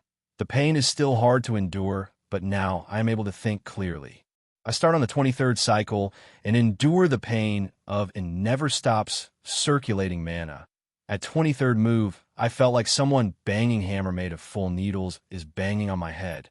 I kept circulating the 23rd move for this half hour, but I never able to move to the 24th move, no matter how many times I try. I may not able to circulate the 24th move of the supreme combat exercise, but still, I am able to prove my theory right. Operating mana, refining engine same time as circulating moves of supreme combat exercise makes my refining speed 5 times faster than the normal time I practice. I stop both the exercise and refinement engine and tap a few times on my holowatch. I want to test my prowess against the robot of the same level as me. In the same level, it also has the sub-levels. I directly chose the highest difficulty. Soon 2 holes opened from ground, one opposite to, and one beside me. The sword started to come out whole beside me. It is katana-style training sword which had dull edges. In the school, I used to practice with both rapiers and katana, but slowly I took more liking toward katana. While rapier had a bigger range and keep enemies at distance and good at trusting, but the problem is its lethality. Katana's range is smaller than the rapier's and user have to go really close to its opponent, but it has lethal offense and its every swing is used to cut the enemy in two. Katana can also be used as just as cutting, but its forte is in the swift kill, and that is the style I prefer. Soon 2-meter-tall humanoid robot comes to the front me, holding a scimitar, and on its head had a life bar. When the life bar got emptied means I lost. To activate the robot, I just have to say start. Start, I said, and started to circulate the first move of the supreme combat exercise. Clang thud.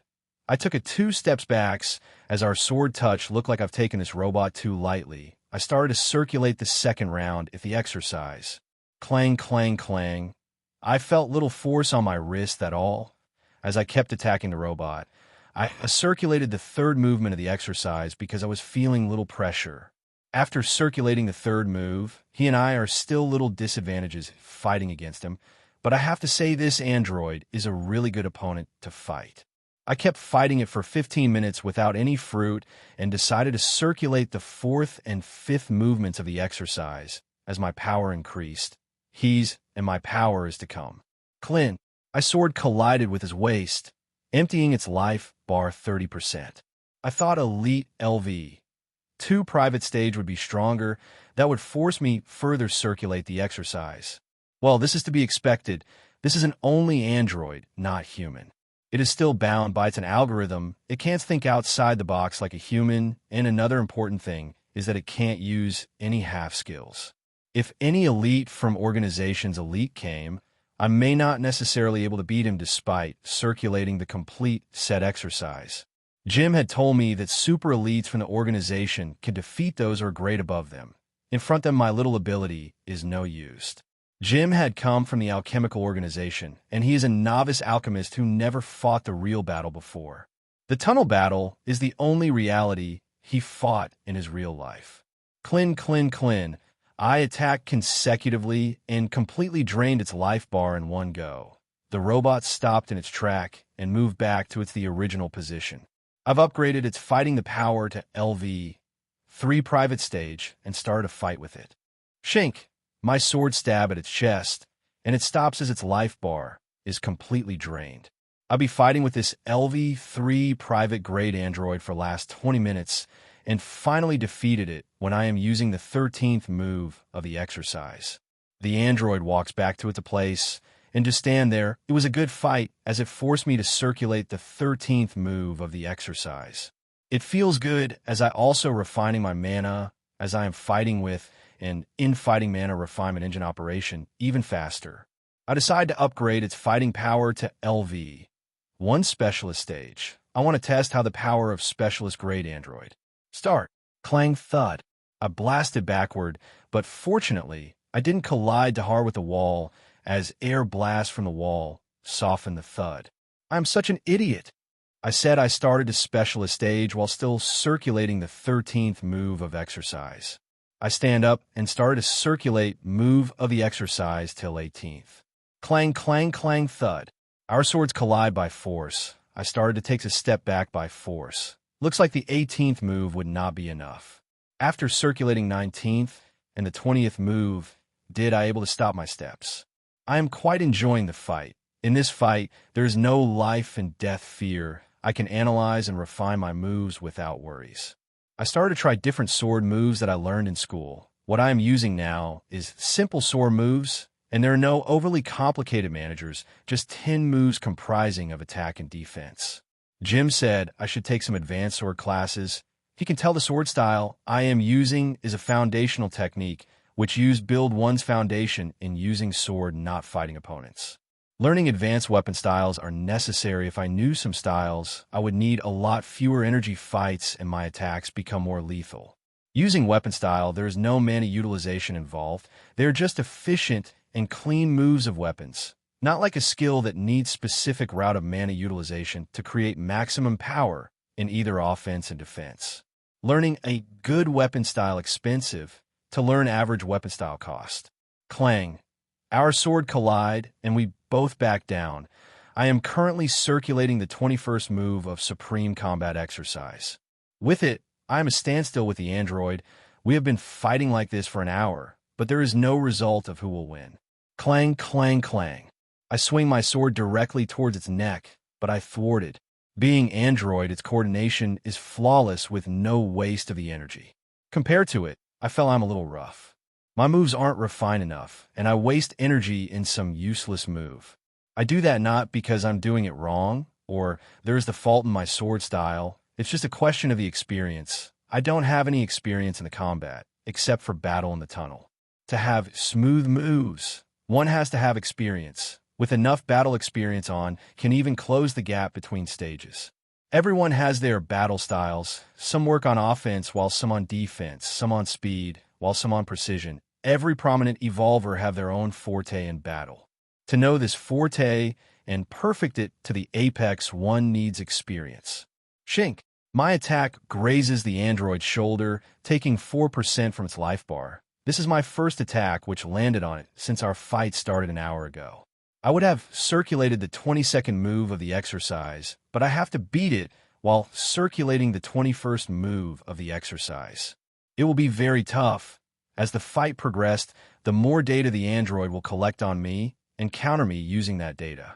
Still, I will not give up. I will beat it while circulating the 21st move. Dab. Ouch. I cried out as I got hit by my shoulder by the android sword. That God we were using practice sword, I would have got injured on my shoulder. I, an android, keep fighting some I got hit. Sometimes It's good thing my body is stronger thanks to me practicing supreme combat exercise. Otherwise my body would have got sore all over it, and that affected my performance in the fight. Shink. I again hit it. I have been fighting it for the last 3 hours, and many times I hit it, decreasing its life bar to a mere 15%. Clang. I attack the android, but it counters it as is perfectly understood my moves. It is very difficult to launch a surprise attack, but still, I try. In this hour of fighting, I started to gain an understanding of my weaknesses. Clin. Yes, I shouted as my sword collided with its neck. It stopped as its life bar completely empty. I tried a very different move and succeeded. I finally succeeded in defeating it. If it is a person, I don't have confidence in defining him because people have powers and they can also use skills. Boom, boom. I hear the void sound as I exit out a private training room. I look to find 2 people were fighting in the ring in full abandon. Every move of their make loud noises, and their fighting speed is so fast that I'm having a problem clearly seeing them. They both are definitely specialist grade evolver and peak 1 at that. In the ring, young man and women fighting each other. The boy looked to be the early 20s, wearing snow-white fighting suits. He must have handsome looks, if not for him wearing ferocious expression when fighting against that girl. He is wearing copper-colored gauntlets, which seem to be covered in ghost green gas. Looking at the ghost green gas, he seemed to have the poison-related ability. Opposite to him is serious-looking beautiful girl, same age as him, wearing a sports bra, which tightly holding her bountiful breasts and tight-fitting pants. Some of the boys only looking at the breast, which juggles whenever that girl moves. She is holding silver-colored short spear, which covering in a gray layer of just like that gray seemed her power, which it seemed to be shielding her from the gas, also enhancing her attacks. This does not look like a friendly match. They're fighting very seriously. Who are they? And why are they fighting so seriously? I asked the friendly-looking youth who seemed to have more interest in watching the girl's jiggling breast than watching the real fight. Are you new in the building? He asked while his eyes still trained on the girl's jiggling breasts. Yes, I moved in just yesterday. I said, well, it's quite a funny incident, he said with a laugh. The boy is Nigel, and the girl is Madeline. They are also one of the powerful evolvers in our building. Nigel had been pursuing Madeline for years without any fruit, and yesterday Madeline admitted in Crystal Knights, and thinking she is leaving building, Nigel confessed to her openly in training facility, but she flat out rejected him. Feeling being shamed, he challenged her for the fight. Without taking his eyes off Madeline's sports bra,